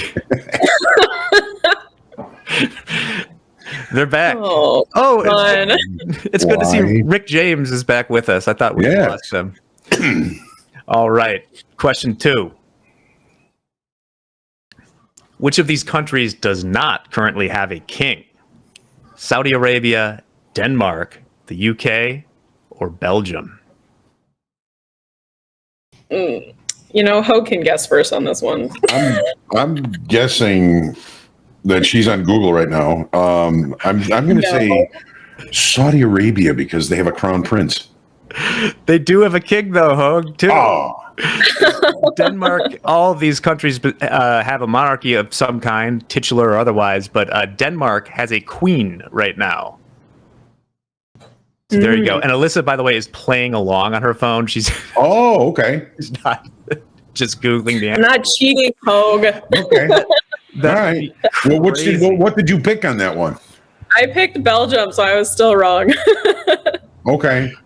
Okay. So that would be crazy to do on camera. Let's see. Let's see what we got here after 2 questions. We got Uriah Heep, Bunzi, Denise, Freddie, and our medieval friend Ryan of Ocilla is in 5th place. All right. Alyssa's up 1 on Hoag as well. This is fun. Yeah. Okay. Let's go to the next question. What was the first soft drink in space? Pepsi, RC Cola, Coca-Cola, or root beer? It's a 10-second one. I'm going RC Cola on this one. Then I'll go A&W root beer. It is Coca-Cola. Huh? Sorry, I say in advance here, the next few questions are a little bit maybe easier in some ways, so there will be a 10-second timer on them. I'll let you know when we get back to the 20-second questions. All right? I thought that Tang was the first soft drink in space. Is Tang a soft drink, though? Well, I mean, it's a powdered drink, you know. Oh, what do you think a soft drink is? I think it's like a carbonation in a can or bottle. Well, to me, anything a soft drink is anything that doesn't have booze in it. Way to go, Hoag. Way to go. He has a point. Conscious Investing is asking, Jack, what are these questions? Well, I will have you know that while I wrote the first two questions, things have been kind of wild on the production end back here. So our good friend James Harden, the top stepper, not the NBA player, has been filling in to write the next couple questions. So sometimes I don't even see them. All right. Let's go on to the next question here. Well, first we'll see the leaderboard. We'll see if... I wonder if that... so we had Gear, Tricky, Freddie, Fullerton, and Ron Burgundy? Ron Burgundy. You stay classy. Have you guys seen the movie Megan? With the three in it? It's about the killer robot? No, I have not. It scares me. Well, they use the 3 for the E there, and a lot of people started calling it Mithrigan. And I'm wondering if our friend Rectum with the 3 for an E is pronounced Rithriectum? Who knows? Oh no, I dropped my phone. That was too much. It's Friday, guys. Let's take this home. Got on 5 more minutes. Next question. In what country did the first Starbucks open outside of North America? Is it Germany, Japan, Italy, or Canada? I feel like it needs to be Japan. Hoag? I'm going with Canada. It is, in fact, Japan. And Hoag, you don't have to disagree with Alyssa for the sake of it. I mean, Canada's a good guess, but don't feel she's beating you pretty good right now. Well, I know, but I'm shooting for 100% misses. Oh, okay. Okay, well, you are well on your way there. I'm well on the way, yes. Okay. Let's see the leaderboard. Fullerton, Freddie, Doji Trader, me. And there's always one. There's always one of these. Some days someone's going to cross the line far enough, and It's from 16 Candles. Oh, you're right. It is. You're right. From a movie. Oh, I was born in 1987. I should have seen 16 Candles, though. I'm looking over here to see how long the next question is. Still the 10 seconds. Okay. By the way, Fort and Freddy would be a great nickname. Okay. Good band name for a Chicago band. Exactly. From Lincoln Park. Yep. Next question. In the state of Georgia, it's illegal to eat what with a fork? Spaghetti, ice cream, hot dogs, or fried chicken? Oh, it has to be hot dogs. See, I'm thinking fried chicken. It is Georgia. Hoag, you're on the board. Damn. Georgia, fried chicken. Ford and Doji Trader, I am Tim and Gear. We got 3 more questions left. This next one will be our last 10-second one. You guys ready? I'm ready. Checking the things, seeing if I am getting flamed in the comments yet. Nope. Still good. All right, next question. Which planet has the highest gravity? Is it Jupiter, Venus, Earth, or Saturn? Ooh, I just recently saw something about this. I'm going Jupiter. Jupiter, yeah, that's what I was going to say too. You are both correct. The biggest planet. One, right? Yeah. Good on you guys. All right. Woohoo. Okay, I wrote the next 2 questions. And Alyssa, these might be slightly more difficult for you because you have a job as a developer during the day here, and so maybe you haven't been watching TopstepTV closely today, but we'll see who has been, and then I'll give Hoag a surprise. All right, next question. Who will be making the weekly kickoff levels for Hoag this week? Is it JD, Eddie, Lacey, or Andre? Oh, it has to be Lacey, right? Because she was barking earlier. Well, go ahead, Hoag. It's got to be Lacey. Yeah, she's so good. You guys are both correct, but also this is the first time that on one of these 20-second questions, someone has answered the question when it could have given away the answer to people there. So try and wait till there's like 8 seconds left or something like that. But it is Lacey. I was so excited that I had it on today. Lacey, the Wonder Dog. How do you spell Lacey, Hoag? Was it C-E-Y or I-E? The way it's spelled here, pretty much. Pretty much. Yeah, I mean, there's lots of different ways you can spell it, but that's the way we tend to. All righty. Let's go. We got one question left. We'll have to see who are the people on top. I am Fullerton, Doji Trader, MPS, and Top Sock. Love it. We'll get some socks flying next week. All right. Last question. Hoag, you've got 2 right. Alyssa, I think you've got like 4 right now. It might be 5, Jack. 5? Yeah, I think so. Oh, that's I think big. 4. All right. We'll have to see. I'm keeping track. I'll check where you are on the leaderboard at the end. All right. Last question. Early, I mentioned a suspicious trade yesterday in which a trader turned $22K into what in one day? $100,000, $1 million, $5 million, or $10 million? And wait to answer, Hoag, because I think Hoag knows. I don't know, so I picked 5 million. Go ahead, Hoag. $10 million. Yes, indeed. Some Alyssa, to fill you in on this. Some jag yesterday bought $22,000 worth of one-day out-of-the-money call options on a company that was acquired by Cisco the next day, and turned 22,000 into $1 million. But it's so clearly insider trading that I assume this person is going to get a call soon, if not their door kicked in. So good to know. Depends on how connected they are. Yeah, greed is bad, as they told us. All right, so let's see what our final standings are. Great job today to our live guest. It's always good to be on here with you. All right, let's go. In third place today is MPS. In second place is Top Sock.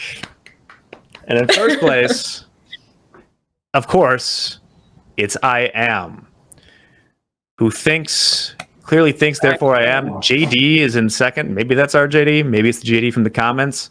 Alyssa, I'll let you know where you finished because it's probably decently high. Now, I think it said 93rd. You finished where? I think it said 93rd, but it went away, so I'm not sure. Oh, nice. Okay. Well, with that, I'll be sending you guys out those prizes later today. Real quick, Hoag, we were going to show this earlier, but then I realized that it would have kind of pooched the quiz because I asked about it on here. But we actually have gone ahead and changed the author for this week's Topstep kickoff to Lacey. That's live on the site. So if you can find a way to at least incorporate Lacey into it in some way, I'm sure JD will appreciate it. All right, I will. I'll find a way to incorporate her into the comments. You know, the coach's comments. Lacey's going to be the coach this week. Yeah, I'll talk to MP first. I love. We got a question from Tom. Can we have the same quiz Monday? That would be cool. It probably won't happen, but it's a cool idea.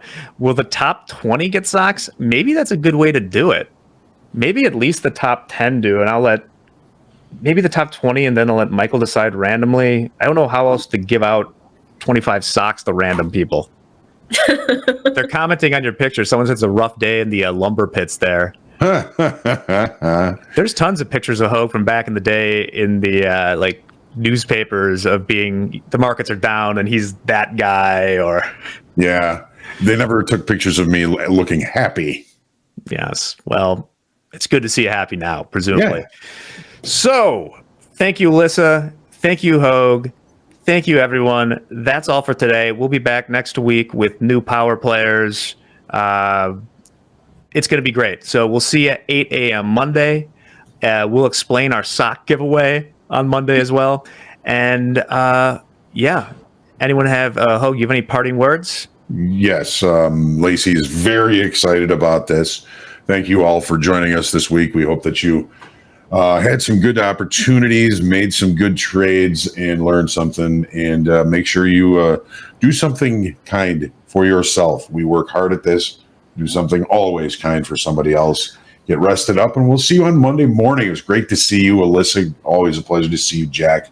We'll see you later. Thank you very much. And someone asked about the randoms. What the hell? I'll give away 2 randoms, but I'll let you guys off first. Give me 1 second to get this shot set up so that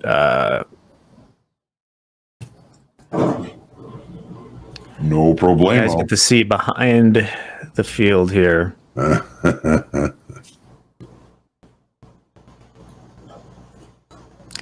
Yeah, just leave your charts up, Hoag.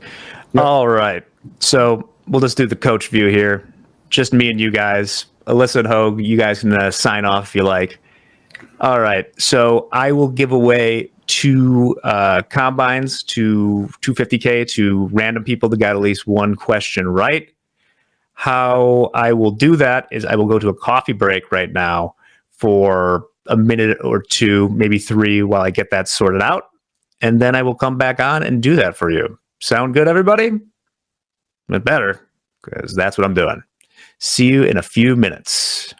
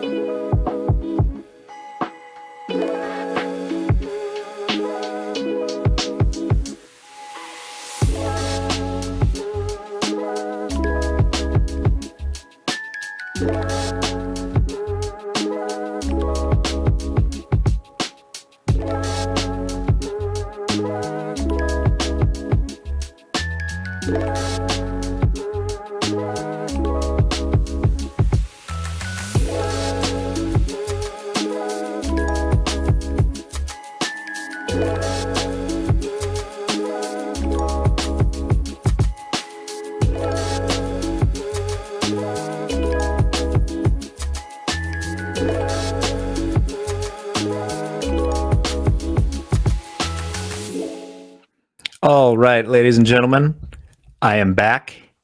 Let's do this thing. So we see I am Top Sock and the crew up there.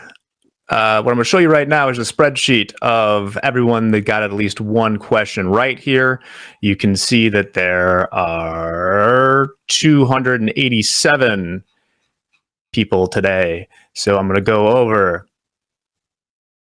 to my handy random number generator at random.org, and I'm picking two random integers that should have a value between 1 and 287. So let's see what we got here. The numbers are 129 and 108.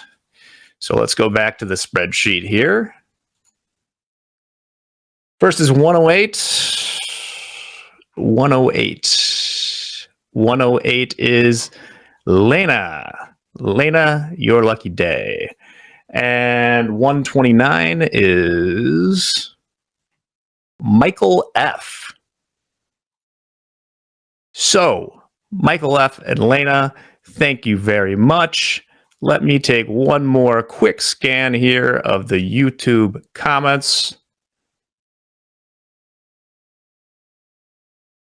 Oh, Travis Chinko, by the way, I do between 1 and 287, but the winners can't win again, so that's all good.